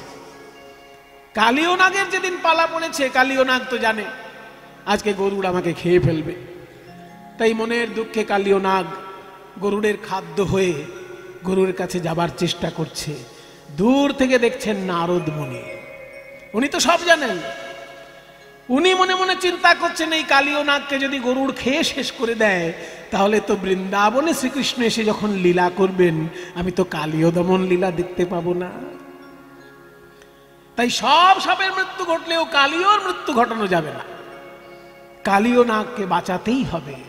তাই নারদ মুনি এসে কালীয় নাগকে বলল, শোনো কালীয়, গরুড় তোমাকে খেতে পারবে না, তুমি এখনই চলে যাও বৃন্দাবনে। যমুনার তীরে দেখবে একটা নতুন হ্রদ তৈরি হয়েছে, যে হ্রদটা যমুনা থেকে বিচ্ছিন্ন, অথচ যমুনার জলেই তৈরি হয়েছে। ওইখানে গিয়ে তুমি বাসা করো। ওইখানে সৌভূরি মুনির আশ্রম আছে, আর ওই সৌভূরি মুনির আশ্রমে গরুড় কোনোদিনই যেতে পারবে না, তাই ও কোনোদিন তোমাকে খেতে পারবে না। বলছে, কেন সৌভূরি মুনির আশ্রমে গরুড় যেতে পারবে না কেন? ওইখানে সৌভূরি মুনির আশ্রম আছে, সৌভূরি মুনির আশ্রমে গরুড় যেতে পারবে না কেন? এই সৌভূরি মুনি ছিলেন বিরাট প্রভাবশালী একজন মুনি। এই সৌভূরি, তার এত বড় ক্ষমতা ছিল যে ওই মান্ধাতার পুত্র যুবনাশ্বের, মান্ধাতা নাম শুনেছেন তো? কোনো জিনিস পুরনো হলে বলে মান্ধাতা যুগের জেরে। মান্ধাতা ছিলেন আমাদের ভারতবর্ষেরই প্রাচীন একজন রাজা। সেই মান্ধাতার পুত্র যুবনাশ্বের 50টি কন্যা ছিল। তো একবার সৌভূরি মুনি জানতে পারলেন যে পাশে স্ত্রী না থাকলে কোনো কোনো যজ্ঞ করা যায় না। কিছু কিছু যজ্ঞ আছে বাবা, পাশে স্ত্রী না থাকলে সেই যজ্ঞ করা যায় না। তাই সৌভূরি মুনি ওই রাজার কাছে গিয়ে বলেছিলেন, আপনার তো 50টি মেয়ে আছে, একটি মেয়ের সঙ্গে আমার বিয়ে দিন, আমার স্ত্রী পাশে থাকলে আমার যজ্ঞ করতে সম্পূর্ণ হবে। তখন রাজা ভাবলেন যে সর্বনাশ, এই মুনি ঋষির গলায় আমার মেয়েকে তুলে দেওয়ার থেকে, মেয়েকে কি মুনি ঋষির গলায় মেয়েকে তুলে দিতে আছে, তার থেকে এক কাজ করি, মুনি ঋষিকে যদি ফিরিয়ে দিই, সেটাও আবার মুনি ঋষিকে অসম্মান করা হবে, অভিশাপ দিয়ে দিতে পারে। তাই বলছে যে শুনুন মুনিবর, আপনার সঙ্গে আমার কন্যার বিয়ে দিতে আমার কোনো আপত্তি নেই, তবে মেয়েরা বড় হলে মেয়েদের একটা ইচ্ছার মূল্য থাকে। তাই আমার মেয়েরা যেহেতু বড় হয়েছে, আমি স্বয়ংবর সভা ডাকবো। সেই স্বয়ংবর সভায় আপনিও উপস্থিত হবেন। আমার মেয়েদের মধ্যে কারোর যদি আপনাকে পছন্দ হয়, সে আপনার গলায় মালা দিলেই তার সঙ্গে আপনার বিয়ে হয়ে যাবে। স্বয়ংবর সভার দিনে আপনি আসবেন। এবার ওই 50 জন রাজকন্যার স্বয়ংবর সভা ডাকা হয়েছে। 50 জন রাজকন্যার স্বয়ংবর সভায় যখন সৌভরী মুনি আসবেন, মনে মনে ভাবলেন যে সব রাজপুত্ররা আসবে রাজকন্যাদের বিয়ে করার জন্য, তার মধ্যে আমি যদি একজন এই মুনি ঋষি লোক, মুনি ঋষি আর রাজপুত্র তো একরকমের হবে না। রাজপুত্র দেখতে কত সুন্দর হবে, আর মুনি ঋষি তো তপস্যা করতে করতে তার শরীরটা একেবারে কাঠখোট্টা শুকনো শরীর হবে। কাজেই রাজপুত্রদের মধ্যে যদি একজন মুনি ঋষি ঢুকে পড়ে, তাকে তো কেউ পছন্দ করবে না। তাই তখন সৌভরী মুনি করলেন কি জানেন? আসামে একটা বড় তীর্থ আছে, তার নাম মদন কামদেব। ওইখানে মদন দেবের উপাসনা হতো এককালে। মদন দেবতার মন্দির আছে, এখন অবশ্য সেখানে কোনো পুজো আচ্চা হয় না, কিন্তু মন্দিরের ভগ্নাবশেষ ওইখানে এখনো আছে। ওই মদন দেবতার মন্দিরে গিয়ে সৌভরী মুনি বললেন, হে মদন দেব, আমি আপনার তপস্যা করছি, আপনার মতন আমাকে সুন্দর করে দিন। তখন সৌভরী মুনি মদন দেবতার তপস্যা করে মদন দেবতার মতন সুন্দর হয়ে গেলেন। এত সুন্দর দেখতে হলো সৌভরী মুনি, যখন ওই 50 জন রাজকন্যার স্বয়ংবর সভায় এসেছে, এত রাজপুত্র এসেছে, কারোর গলায় মালা পড়ল না। 50টি মেয়েই ওই সৌভরী মুনির গলায় গিয়ে মালা দিয়েছিলেন। এমন প্রতাপশালী প্রভাবশালী ঋষি মুনি ছিলেন সৌভরী। সেই সৌভরী মুনি ওই বৃন্দাবনের যমুনার তীরে, যেখানটায় হ্রদ তৈরি হয়েছে, যমুনার জলে তৈরি, যমুনা থেকে বিচ্ছিন্ন হ্রদ, ওই তীরে বসে তিনি তপস্যা করতেন। তো ওই তীরেই তো ওই গাছটা আছে, যে গাছে গরুড় এসে অমৃতটা রেখেছিল। তো অমৃত রেখে যখন গরুড় জলের কাছে গিয়েছিল, দেখেছিল শোল মাছ খেলা করছে। শোল মাছ খেলা করছে, একটা বড় শোল মাছ আর তার সঙ্গে সঙ্গে বাচ্চা শোল মাছ, মানে বাচ্চাদেরকে নিয়ে মা শোল মাছটা খেলা করছিল। এবার এই যে বাচ্চাদেরকে নিয়ে মা শোল মাছ খেলা করছিল, এটা প্রতিদিনই খেলা করে, আর সৌভরী মুনি ওই দর্শন করে আনন্দ পান। কিন্তু গরুড় যখন সেখানে চলে এসেছে, গরুড় তো জানে না ওসব। গরুড় ওই শোল মাছ দেখে আর লোভ সামলাতে পারেনি, ওই শোল মাছ দেখে বাচ্চাগুলোকে ধরে ধরে একটা একটা করে খাচ্ছে। এবার মায়ের সামনে যদি কোনো সন্তানকে হত্যা করা হয়, তাহলে সেই মা কত কষ্ট পায়। যখন ওই বাচ্চা শোল মাছগুলো ধরে ধরে গরুড় খাচ্ছে, শেষকালে বড়টাকে খাবে বলে রেখে দিয়েছে, সেই সময় সৌভরী মুনি এসে হাজির হয়েছে। গরুড়, এ তুই কি সর্বনাশ করলি? প্রতিদিন আমি যখন এখানে ধ্যানে বসি, সামনে দেখি জলের মধ্যে ওই মাছটি খেলা করে তার বাচ্চাদেরকে নিয়ে। ওই মাছটার মধ্যে আমি বিশ্ব মাতৃকার রূপ দেখতে পাই। আমি মনে মনে চিন্তা করি, বিশ্ব ব্রহ্মাণ্ডের যে সৃষ্টিকারী জননী, এই বিশ্ব ব্রহ্মাণ্ড সৃষ্টি করেছে যে মা, সে তার সন্তানদেরকে নিয়ে এইভাবেই খেলা করছে। ওই মাছ যখন বাচ্চাদেরকে নিয়ে খেলা করে, আমি তার মধ্যে বিশ্ব মাতৃকার রূপ দেখতে পাই। আর তুই তাদেরকে ধরে ধরে আমার সামনে খাচ্ছিস, মায়ের সামনে সন্তানকে হত্যা করছিস, এখনই আমার অভিশাপ তোর। যেই না অভিশাপ দিতে গিয়েছে সৌভরী মুনি, অমনি গরুড় তখন সৌভরী মুনির দুটি পায়ে জড়িয়ে ধরেছে। দেখুন বাবা লীলা, যে গরুড় ইন্দ্রের সঙ্গে যুদ্ধ করে এসেছে, সে কিন্তু সৌভরী মুনির পা জড়িয়ে ধরেছে, যুদ্ধে গেল না। কারণ ভারতবর্ষে দেবতার উপরে মুনি ঋষির সম্মান, দেবতার উপরে মুনি ঋষির সম্মান। তাই ইন্দ্রের সঙ্গে যুদ্ধ করেছে গরুড়, কিন্তু সৌভরী মুনির সঙ্গে যুদ্ধে গেল না। তার পা জড়িয়ে ধরে বলছে, মুনিবর, আমি তো জানি না যে আপনি এইখানে বসে ওই মাছগুলো যখন খেলা করে তাদের দেখে আপনি বিশ্বমাতার কথা চিন্তা করেন। আমি কি করে জানবো এটা? আর দ্বিতীয় কথা, আমি জাতিতে পক্ষী, আর পক্ষী জাতির খাদ্যই তো মাছ। মাছরাঙা পাখি কি কোনো বক বা যেসব পাখি মাছ খায়, তারা যদি কোনো জায়গায় গিয়ে মাছ খায়, সেটা কি তার পাপ হবে? সেটা তো তার খাদ্য। তা আমি হলাম পক্ষী জাতি, মাছ তো আমার খাদ্য। আমি যদি আমার খাদ্য খাই, সেখানে আমি অপরাধটা কি করলাম? এই কথা শুনে সৌভরী মুনি শান্ত হয়ে বললেন, ঠিক কথা, তুই পক্ষী জাতি, তুই মাছ খেয়েছিস, তাতে তোর কোনো পাপ নেই। আর আমি যে ওই মাছগুলোকে দেখে আমার জগৎ জননীর কথা চিন্তা করি, সেটাই বা তুই জানবি কি করে? কাজে তোর দিক দিয়ে কোনো দোষ নেই। তুই খেয়ে ফেলেছিস যখন, এখন তোর কোনো দোষ নেই। কিন্তু শুনে রাখ, গরুর কান খাড়া করে শোন, ভবিষ্যতে যদি তুই কখনো এইখানে আসিস, আমার অভিশাপ থাকলো, এইখানে দ্বিতীয়বার কখনো আসলেই তুই মাথা ফেটে মরে যাবে, মৃত্যু হবে তোর এইখানে দ্বিতীয়বার কখনো আসলে। তাই সৌভরী মুনির অভিশাপে ওইখানে গরুড় কোনোদিন যেতে পারবে না।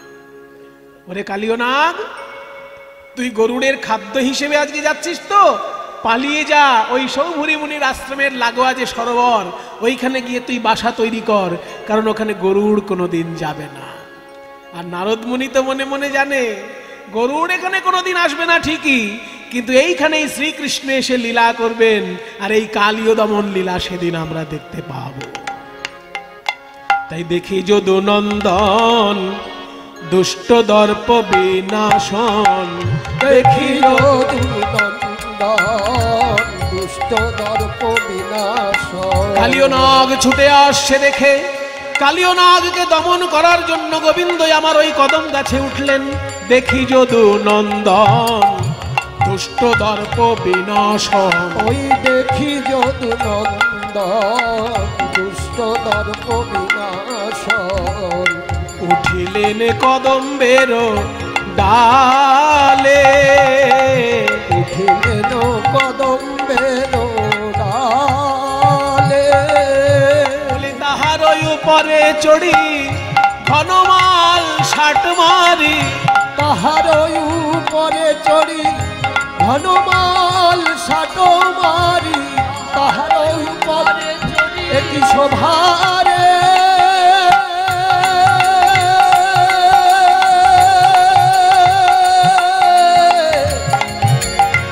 একটি শোভারে,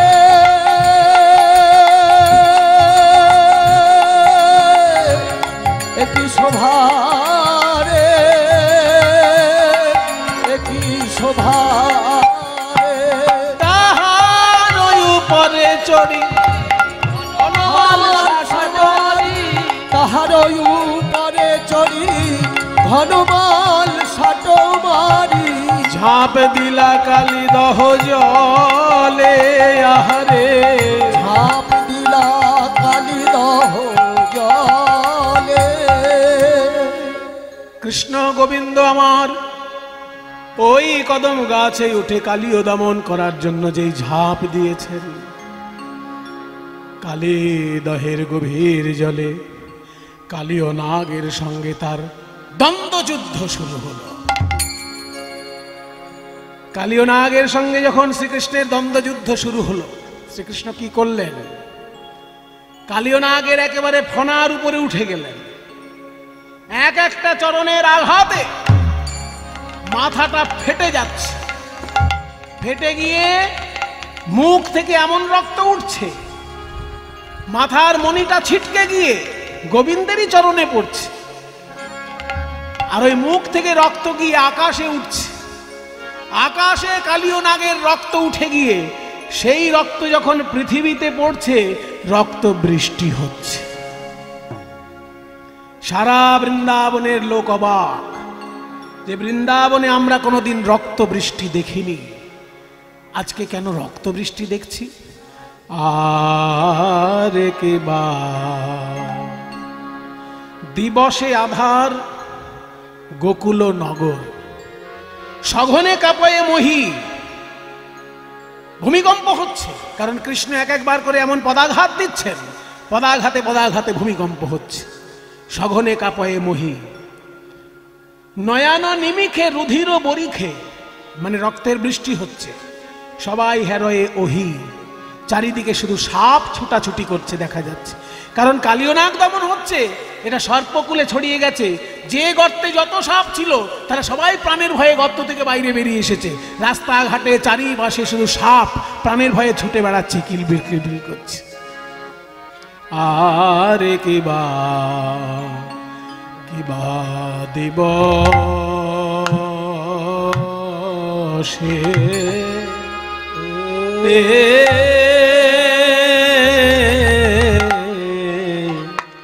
দিবসে আধার আধার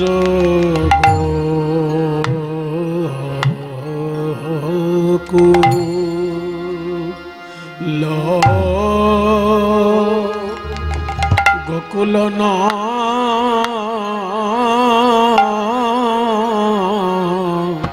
নগর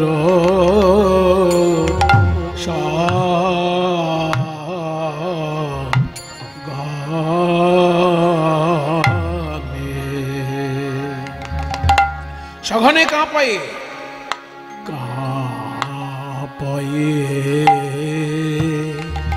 বহে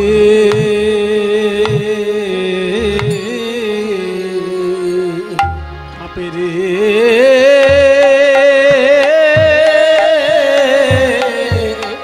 আজ বৃন্দাবনে কে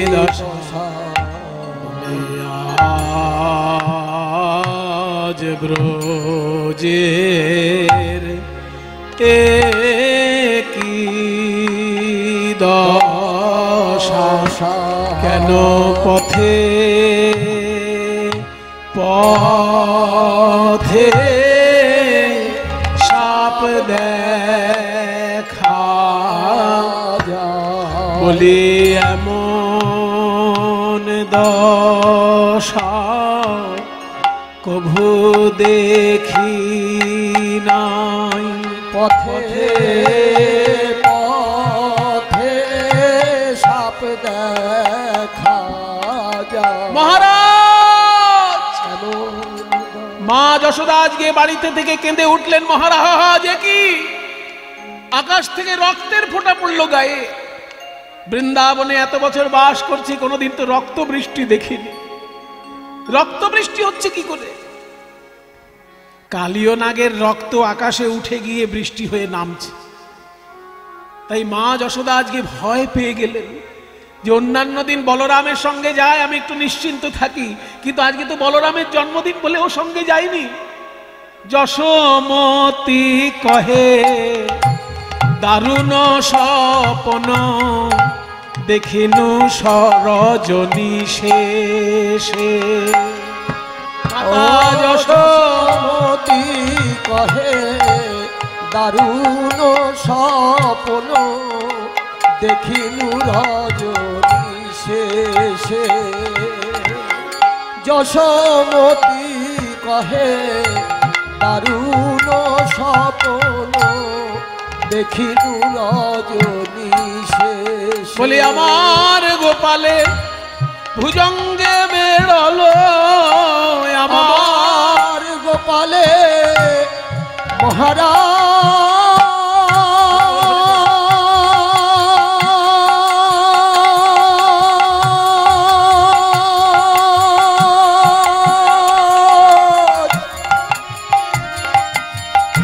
ওহে মহারাজ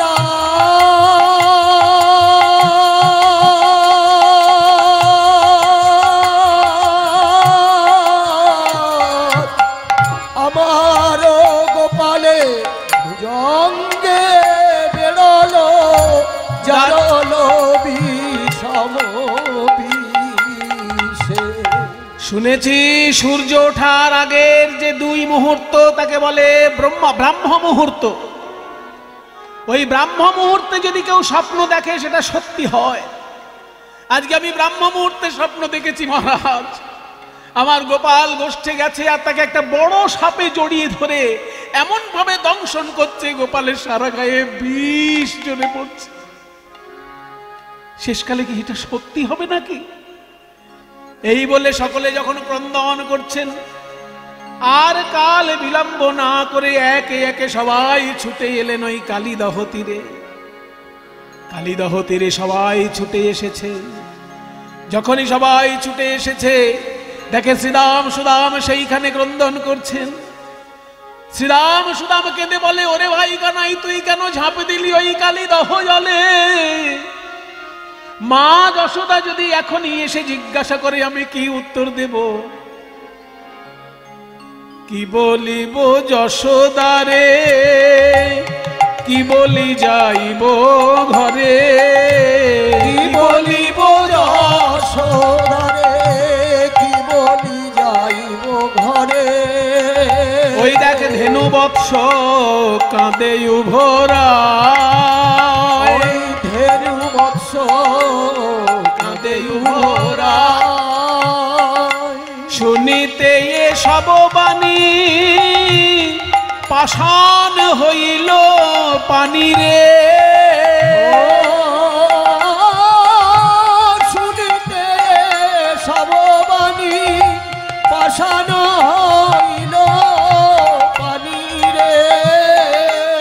পাথর গলে জল হয়ে যায়, পাথর গলে জল হয়ে যায়। এই কালীয় দমনের বিরহ ব্যথায় পাথর গলে জল হয়ে যায়। কালীয় দমনের বিরহ ব্যথায় পাথর গলে জল হয়ে যায়। দাস বনি গড়ি যায়, দাস মাধব বনি গড়ি যায়। পদকর্তা মাধব দাস বলছেন যে কালীয় দমনের বিরহে বৃন্দাবনের পাথরও যেন গলে যাচ্ছে। যখনই শ্রীরাম সুদাম এসে কানাই কানাই বলে কাঁদছে, ওদিকে শ্রীরাম সুদামের পেছনে এই মা যশোদা এসে বলছে, শ্রীরাম তোদের সবাইকে দেখতে পাচ্ছি, আমার বাছা গোপাল কই? আজকে বলরাম আসেনি, তোর দায়িত্বে তো পাঠিয়েছিলাম শ্রীরাম, গোপাল কই? যখনই জিজ্ঞাসা করেছে মা যশোদা, আর শ্রীরামের মুখে কোনো কথা সরে না। শেষকালে শ্রীরাম মুখে কিছু বলতে পারে না, আঙুল দিয়ে দেখিয়ে দিল ওই কালিদহের গভীর জলে গোপাল প্রবেশ করেছে। যেই না ওই রকম দেখিয়ে দিল বাবা আঙুল দিয়ে, যে ওই কালিদহের মাঝখানে গোপাল ডুবে গেছে। এই কথা শোনার সঙ্গে সঙ্গে মা যশোদা কি আর থাকতে পারে? অমনি মাথায় আঘাত করে মা যশোদা ভূমিতলে বসে পড়ে, আর নন্দ রাজার চরণ ধরে কেঁদে বলে, ওগো মহারাজ, এই দিনও কি আমায় দেখতে হলো? গোপাল রে, তুই আগে কেন আমায় বললি না? তুই যদি এই জলে ঝাঁপ দিবি এটা জানতে পারতাম, আমি যে আগেই এসে এই জলে ঝাঁপ দিতাম। আজু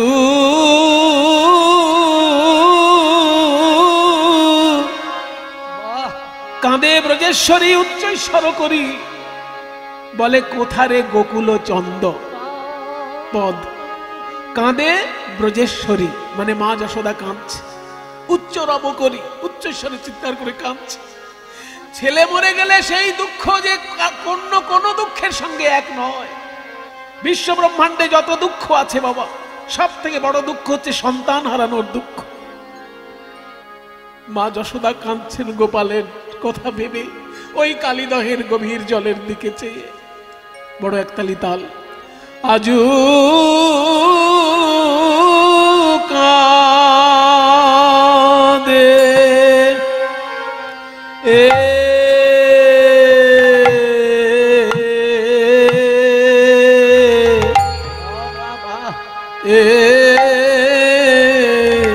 কাঁদে ব্রজে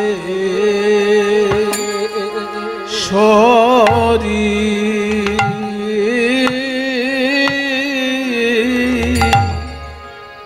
ব্রজেশ্বরী উচ্চ রব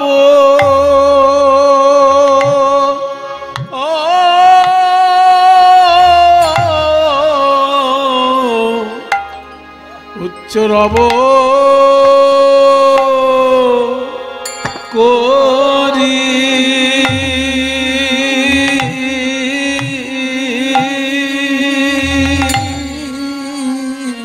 আজু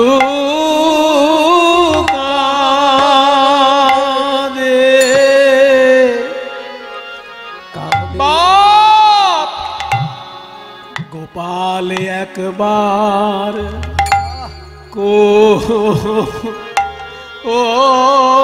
ওলে কোলে আয় রে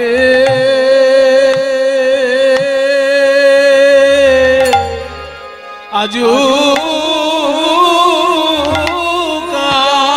কাঁদে বাপ গোপাল একবার ওলে কোলে আয় রে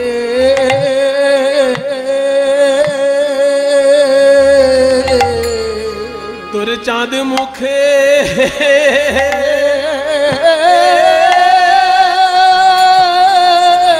চাঁদ মুখে মা মা বলে একবার কোলে কোলে আয় রে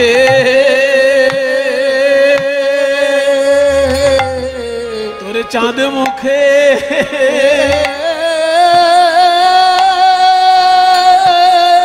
চাঁদ মুখে মামা বলে বলিও রে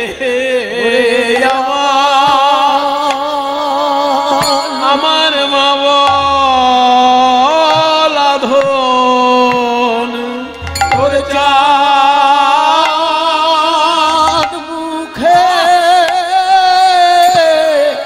মামা বলে ওরে ও রে আমার মা বলা ধন চাঁদ মুখে মামা বলে ও রে আমার বাবলা ধর চাঁদ মুখে মামা বলে ওরে ওরে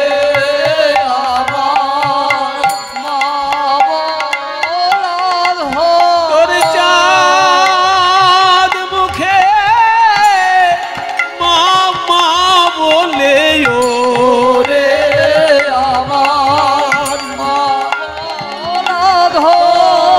চাঁদ মুখে মামা ওরে ওরে হৃদয় হরে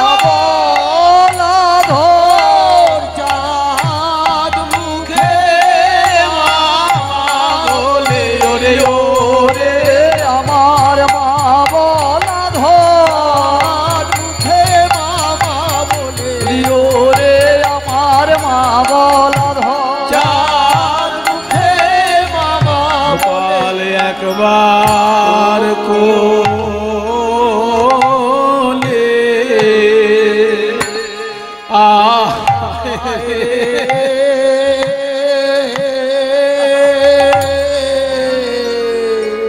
এই যে মায়ের কান্না মা যশোদার অন্তর বিদীর্ণ করা এই যে ক্রন্দন ধ্বনি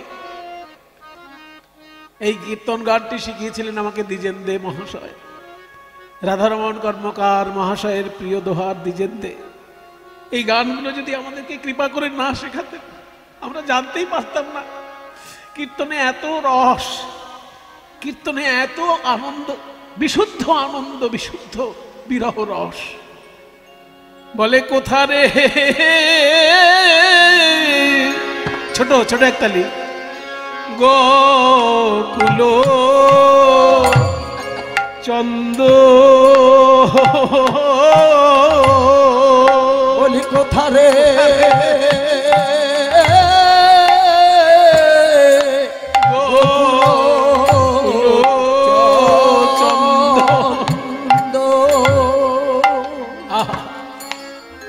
পদটা দেখুন, কাঁদে ব্রজেশ্বরী উচ্চই রব করি বলে কোথারে গোকুল চন্দ, মানে এই গোকুলের চাঁদ কৃষ্ণ তুই কোথায়?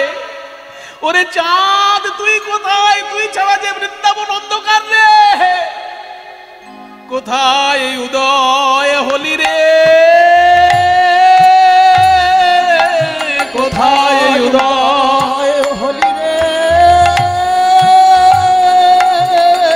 এই ব্রজের আকাশ আধার করে কোথায় উদয় হলি রে, এই ব্রজের আকাশ আলো করে, ওরে বৃন্দাবনের চাঁদ গোপাল ব্রজের আধার করে, বৃন্দাবনের চাঁদ, এই ব্রজের আকাশ আধার করে, বৃন্দাবনের চাঁদ, ব্রজের আকাশ আধার করে, বৃন্দাবনের চাঁদ, ব্রজের আকাশ আধার করে, বৃন্দাবনের কোন আকাশে উদয় হলি রে,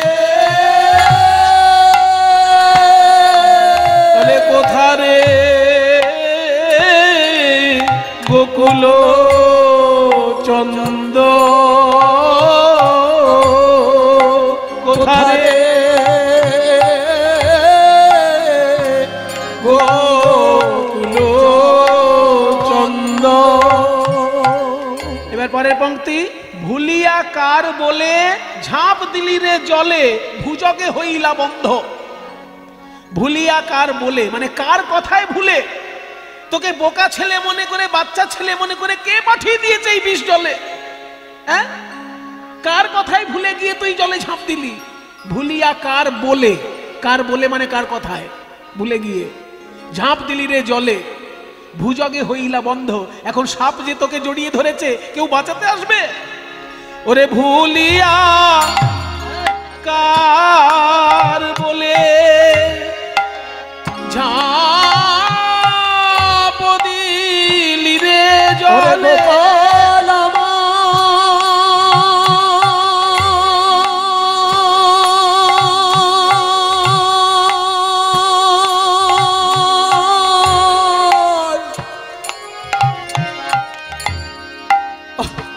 ওরে গোপাল মায়ের উলুধ্বনি দাও, উলুধ্বনি দাও।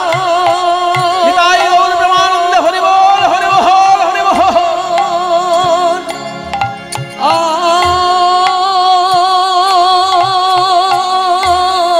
ওরে ভুলিয়া কার বলে তার কি মায়া নাই রে, তার কি মায়া নাই রে, বল বল কে তোরে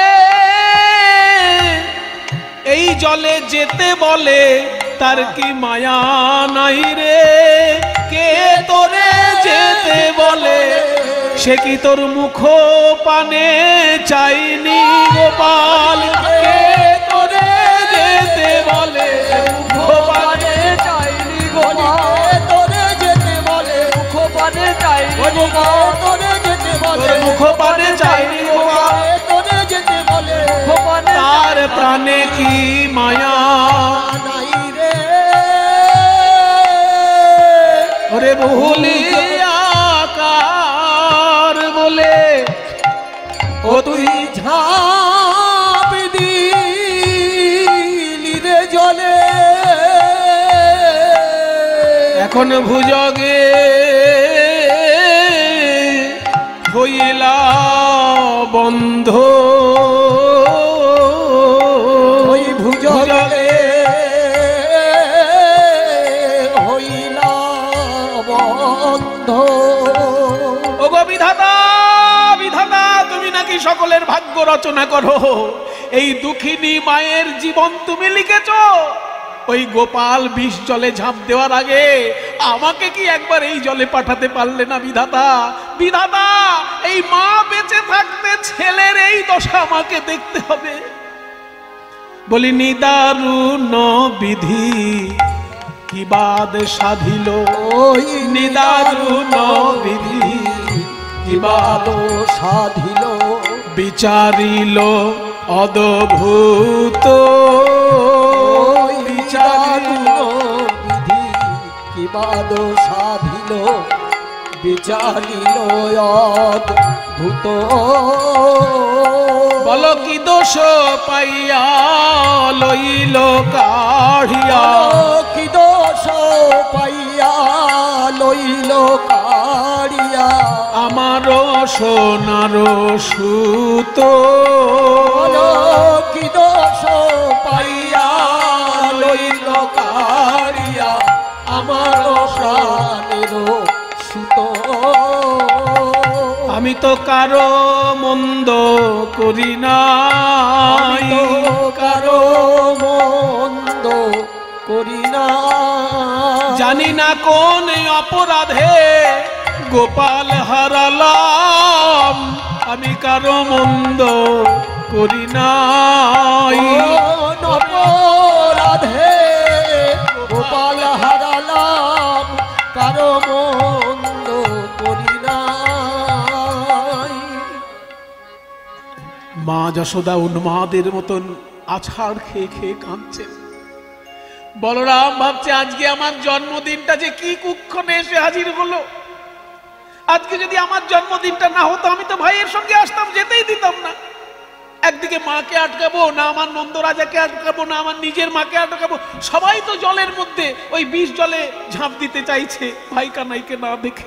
ওগো মা, ওগো নন্দ মহারাজ, ওগো যশোদা, তোমরা কেউ কেঁদো না, গোপালের কিচ্ছু হবে না, কিচ্ছু হবে না। আমি ছোট বলে আমার কথা শুনছো না? বিশ্বাস করো, আমি বলছি গোপালের কিচ্ছু হবে না। সবাই কাঁদছেন যমুনার তীরে। মায়েরা, কৃষ্ণকে যখন মিলন রসে কেউ আস্বাদন করে সেখানে রসের ভেদ থাকে, কিন্তু বিরহ রসে রসের ভেদ থাকে না। এইখানে দেখো, রাধারানী যখন কৃষ্ণকে দেখেন আনন্দ আলাদা, যশোদা যখন কৃষ্ণকে দেখেন আনন্দ আলাদা, শ্রীরাম সুদাম যখন কৃষ্ণকে দেখেন আনন্দ আলাদা। কিন্তু কৃষ্ণ কালীদহে ঝাঁপ দিয়েছে বলে কান্নাটা কিন্তু সবার এক। বিরহে সবাই এক হয়ে যায়, মিলন রসে আলাদা আলাদা আস্বাদন থাকে, কিন্তু বিরহ বেদনাটা সবার ক্ষেত্রে একরকম হয়ে যায়। সেই জন্যই বিরহ আস্বাদন করার জন্য গোলক থেকে ভুলোকে নেমে আসে কৃষ্ণ। এই কৃষ্ণই গোলকে লীলা করে, কিন্তু সেখানে তো কালীয় দমন নেই, সেখানে কারোর চোখে জল পড়বে না, সেখানে সবাই আনন্দে সবাই নৃত্য করছে। এই ভুলোকে চোখের জল দেখার জন্যই তো গোবিন্দ নেমে আসেন। ওই যে কালীয় নাগের সঙ্গে যুদ্ধ করছে, ওই কালীয় নাগ কে? যে আজকে গোবিন্দ যার মাথার উপর উঠে নৃত্য করছেন। কত বড় ভাগ্যবান সে! এই কালীয় নাগ পূর্বজন্মে ছিল চন্দ্রধ্বজ রাজা। চন্দ্রধ্বজ রাজা একবার ভয়ঙ্কর তার পেটে শূল বেদনা হল। কোন ওষুধেই যখন এই পেট ব্যথা সারছে না, শেষকালে ধন্বন্তরী বললেন যে আমি আপনাকে একটা টোটকা বলতে পারি। ওই মান সরোবর বলে একটা বিরাট বড় সরোবর আছে কৈলাসে, ওইখানে যদি আপনি গিয়ে মানস সরোবরে যদি গিয়ে স্বর্ণহংসের পিত্ত ভক্ষণ করতে পারেন, ওখানে একটা সোনালী হাঁস দেখবেন সাঁতার দিচ্ছে, ওই স্বর্ণহংস, ওই স্বর্ণহংসের পিত্ত ভক্ষণ করতে পারলে আপনার শূল ব্যাধি সারে। এবার চন্দ্রধ্বজ রাজা যখনই গিয়ে ওই স্বর্ণহংসকে বধ করতে গিয়েছে, অমনি স্বর্ণহংস কথা বলছে, সাবধান। কে কথা বলে?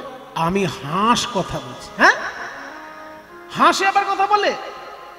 আমি একজন তপস্বী, এখানে হাঁস রূপে বিচরণ করছি, তাই তোমার মঙ্গলের জন্যই কথা বলছি। বলুন কে আপনি? বলে শোনো, আমি একজন ঋষি, হাঁস রূপে এখানে শুধু বিচরণ করছি।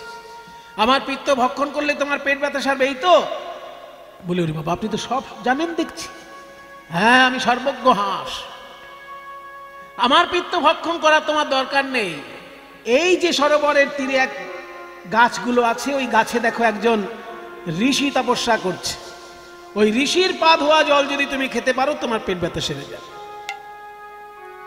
কোন কোন মতে উনি হচ্ছেন অগস্ত্য ঋষি, গাছে পা ঝুলিয়ে তপস্যা করছে। এবার চন্দ্রধ্বজ রাজা যখনই গেছেন সেই ঋষির কাছে, হে ঋষিবর, আপনার দুটি চরণের মধ্যে একটি চরণ একটু এগিয়ে দিন, আমি একটু পা ধোয়া জল খাবো, আমার পেট ব্যথা সারবে। ঋষি তখন যেই পাটা এগিয়ে দিয়েছেন, সেই পাটায় ভয়ঙ্কর ঘা। এই ঘেয় পায়ের পা ধোয়া জল খাওয়া যায়? ঋষিবর, আপনার তো আরো একটা চরণ আছে, সেইটা বাড়িয়ে দিন, এটার চরণ জল খাওয়া আমার পক্ষে খুব কষ্টকর। তো আর একটা চরণ যেটা আছে সেটা যখন বাড়িয়ে দিয়েছে, বলে দেখে আগের চরণটাতে তবু ভালো ছিল, সেখানে ঘা ছিল কিন্তু পোকা ছিল না। এই চরণটা আবার দেখা যাচ্ছে ঘায়ের মধ্যে পোকা কিলবিল করছে। বাবারে, এই জল কি করে খাবো? কিন্তু যদি এই জল যদি আমি না খাই তাহলে তো ঋষি আবার অভিশাপ দিয়ে দেবে। বলে ঠিক আছে, চরণ জল দিন, আমি বাড়িতে নিয়ে গিয়ে খাবো। এবার ওই চরণ জলটা মাথায় করে নিয়ে রাজা বাড়িতে এসেছে। এসে রানীদেরকে বলছে, দেখো এখানে মুনি ঋষির চরণ ধোয়া জল আছে, কিন্তু ওনার চরণে ঘা ছিল বলে ওই পোকামাকড় ওইসব রয়েছে, কিন্তু আমার পক্ষে তো এটা ওষুধ, আমাকে খেতেই হবে। তুমি এক কাজ করো, এই জলটা বাড়ির ছাদে রেখে এসো, সারাদিন ধরে সূর্যের ভয়ঙ্কর তাপে এর পোকা মাকড় জীবাণু যা আছে সব মরে যাবে, পরিষ্কার হয়ে যাবে। যখন সেই ছাঁকা জলটা দেবে, আমি খাবো। এবার ওই জল যখন সূর্যের তাপে শুকোতে দিয়েছে, মানে পোকামাকড় যাতে মরে যায় সেই জন্য যখন সূর্যের তাপে রেখে দিয়েছে জলটা, সেই সময় এক রানী আবার ওই জলটা খেয়ে ফেলেছে। সেটা জানতে পেরে ওই অগস্ত্য ঋষি ছুটে এসেছেন। রাজা চন্দ্রধ্বজ, তোমার পেট ব্যথা সারবে বলে আমি আমার পা ধোয়া জল তোমায় দিলাম, আর তুমি সেই জল এনে বাড়িতে রেখে দিয়েছো, জল পান করলে না, তাই আমাকে অসম্মান করেছো।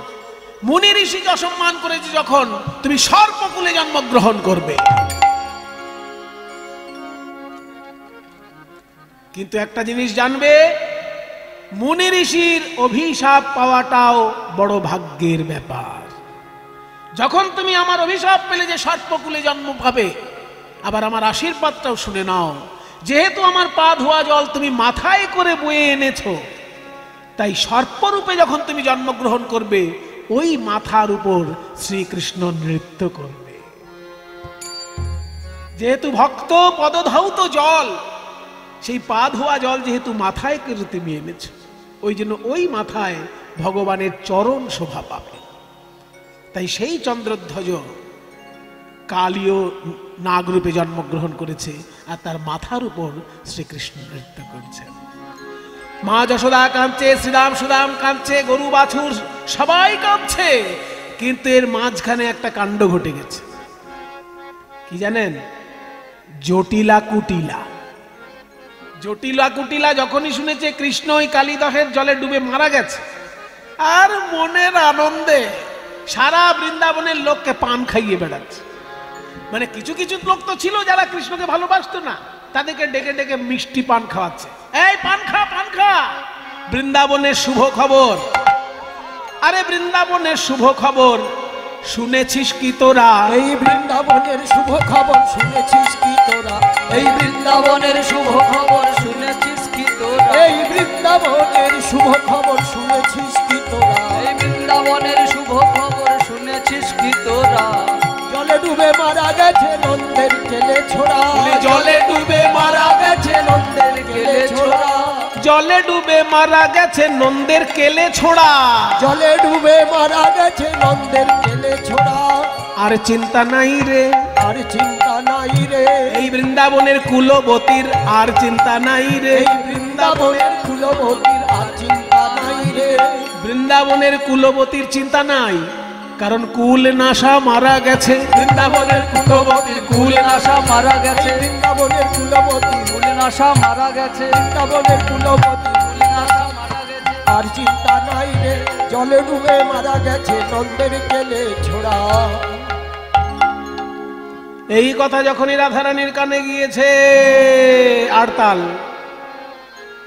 হরি হরি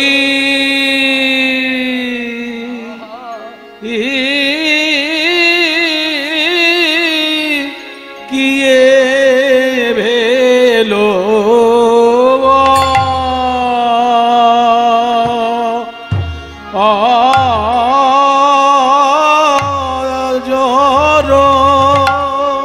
বজ্রপাত।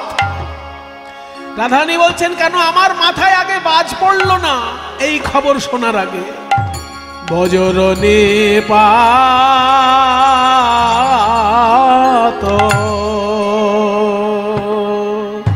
হরি হরি কি ভেলো বজ বলি এই কি আমার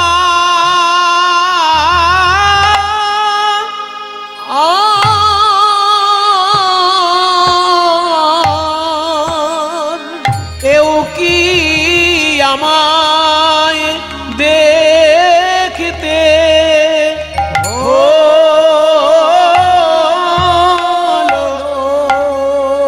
আমার প্রাণনাথ কালিদাহের জলে গেল এও কি আমার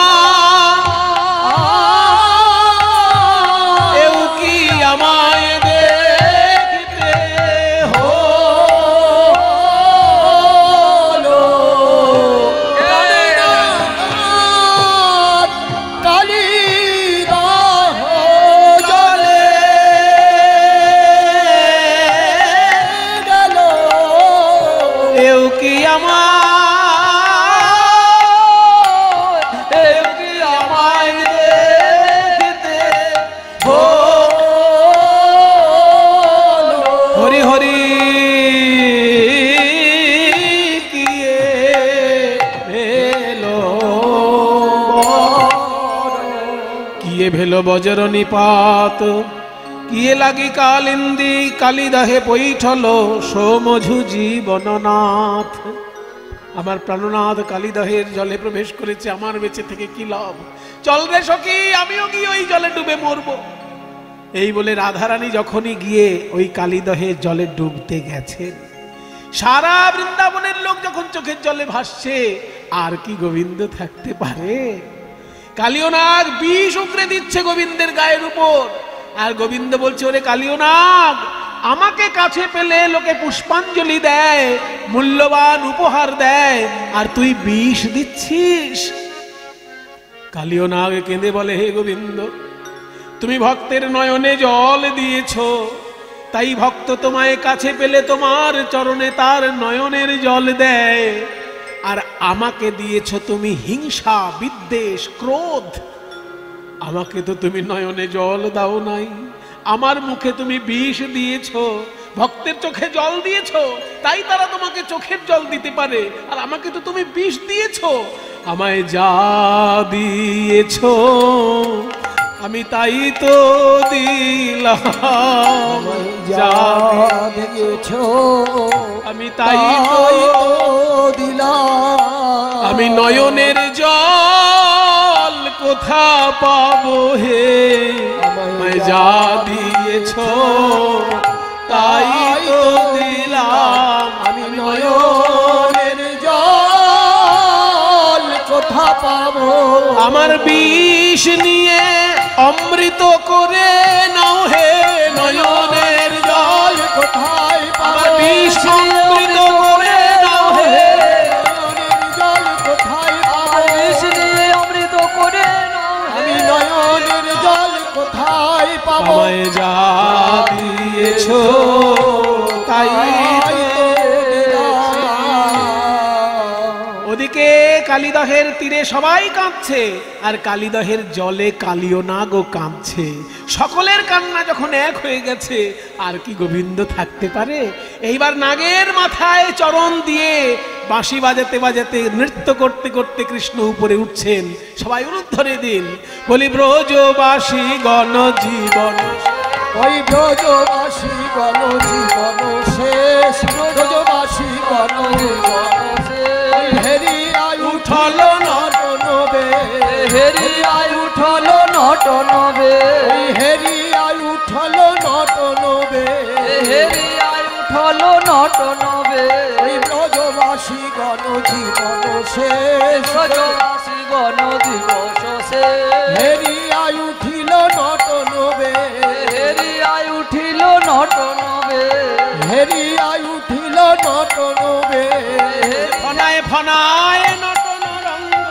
ফনায় ফনায় নটন রঙ্গ, ফনায় ফনায় নটন রঙ্গ, ওই ফনায় ফনায় নটন রঙ্গ, ফনায় ফনায় নটন রঙ্গ।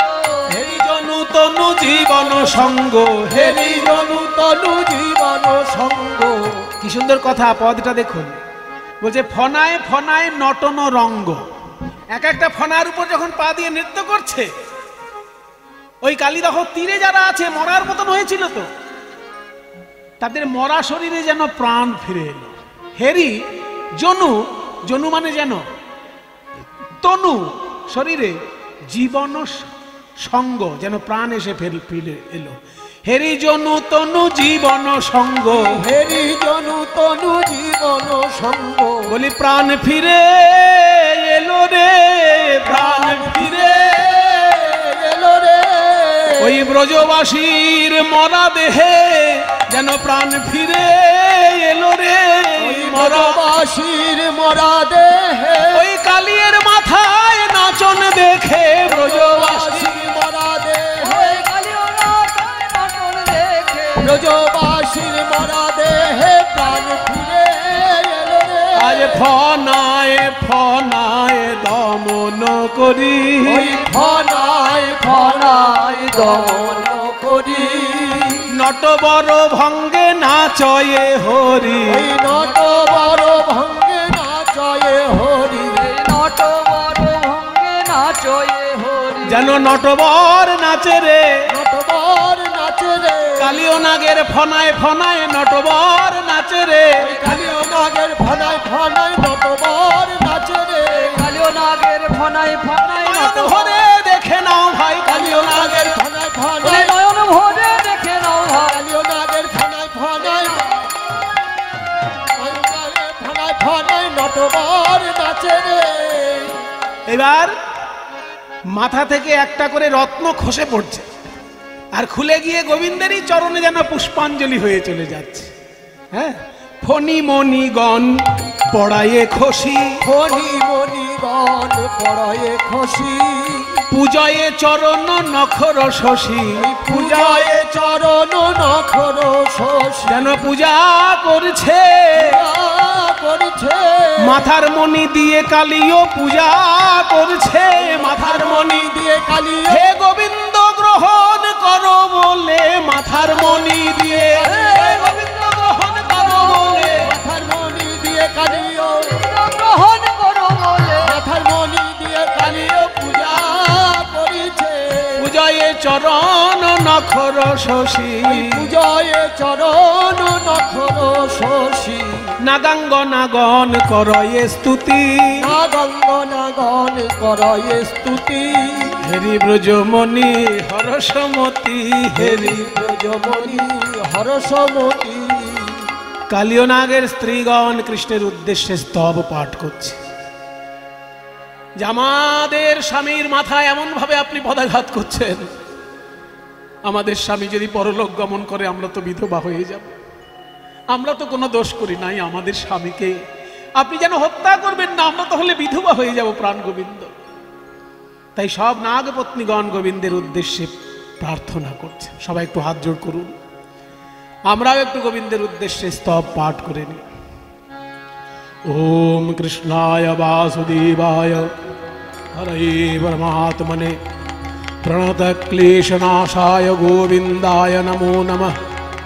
ईश्वर परम कृष्ण सच्चिदानंद विग्रह अनादिरादि गोविंद सर्व कारण कारणम दीपार्जिरेव हि दशान्तरमभ्युपेत्य दीपायते विवृति हेतु समान धर्मा यस्तादृगेव च हि विश्रुतया विभाति गोविन्दमादिपुरुषामतमहं भजामि।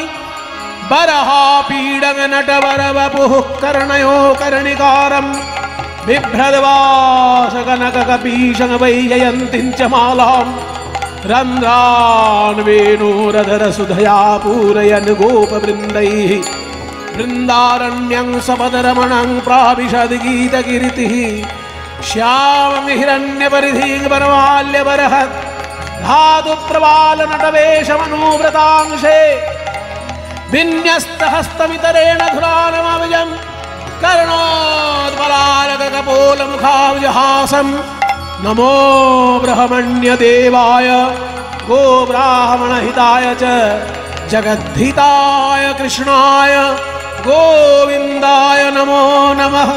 जगद्धिताय कृष्णाय कृष्णाय गोविन्दाय नमो नमः। जगद्धिताय कृष्णाय गोविन्दाय नमो नमः।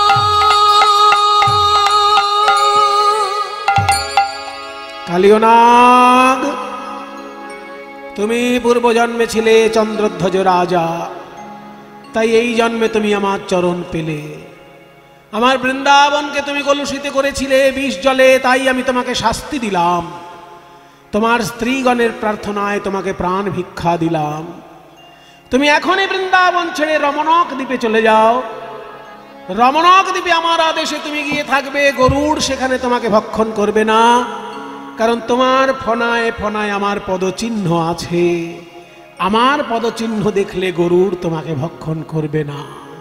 তুমি বৃন্দাবন ছেড়ে সপরিবারে রমণক দ্বীপে চলে যাও। তাই কালিয়নাগ পরবর্তীকালে সপরিবারে রমণক দ্বীপে চলে যাওয়ায় ওই কালিদহের জল পরিষ্কার পরিচ্ছন্ন হয়ে যায় এবং পরে যমুনার মূল প্রবাহের সঙ্গে ওই জল প্রবাহিত হয়ে এখন সেখানে যমুনার ধারাই প্রবাহিত হয়েছে। সবাই মিলে নিতাই গৌর প্রেমানন্দে হরি বল। কালিয় দমন লীলা হইল মিলন, কালিয় দমন লীলা হইল মিলন। প্রেমানন্দে হরি বল যত ভক্তগণ, প্রেমানন্দে হরি বল যত ভক্তগণ। বল জয় গৌর ভক্তবৃন্দ গৌর যার প্রাণ, বল জয় গৌর ভক্তবৃন্দ গৌর যার প্রাণ। সবে মিলে কর মোরে প্রেম ভক্তি দান, সবে মিলে কর মোরে প্রেম ভক্তি দান। হরে কৃষ্ণ কৃষ্ণ কৃষ্ণ হরে হরে, হরে রাম রাম রাম রাম হরে হরে। হরে কৃষ্ণ কৃষ্ণ কৃষ্ণ হরে হরে। হরে রাম রাম রাম। গৌর হরি বল।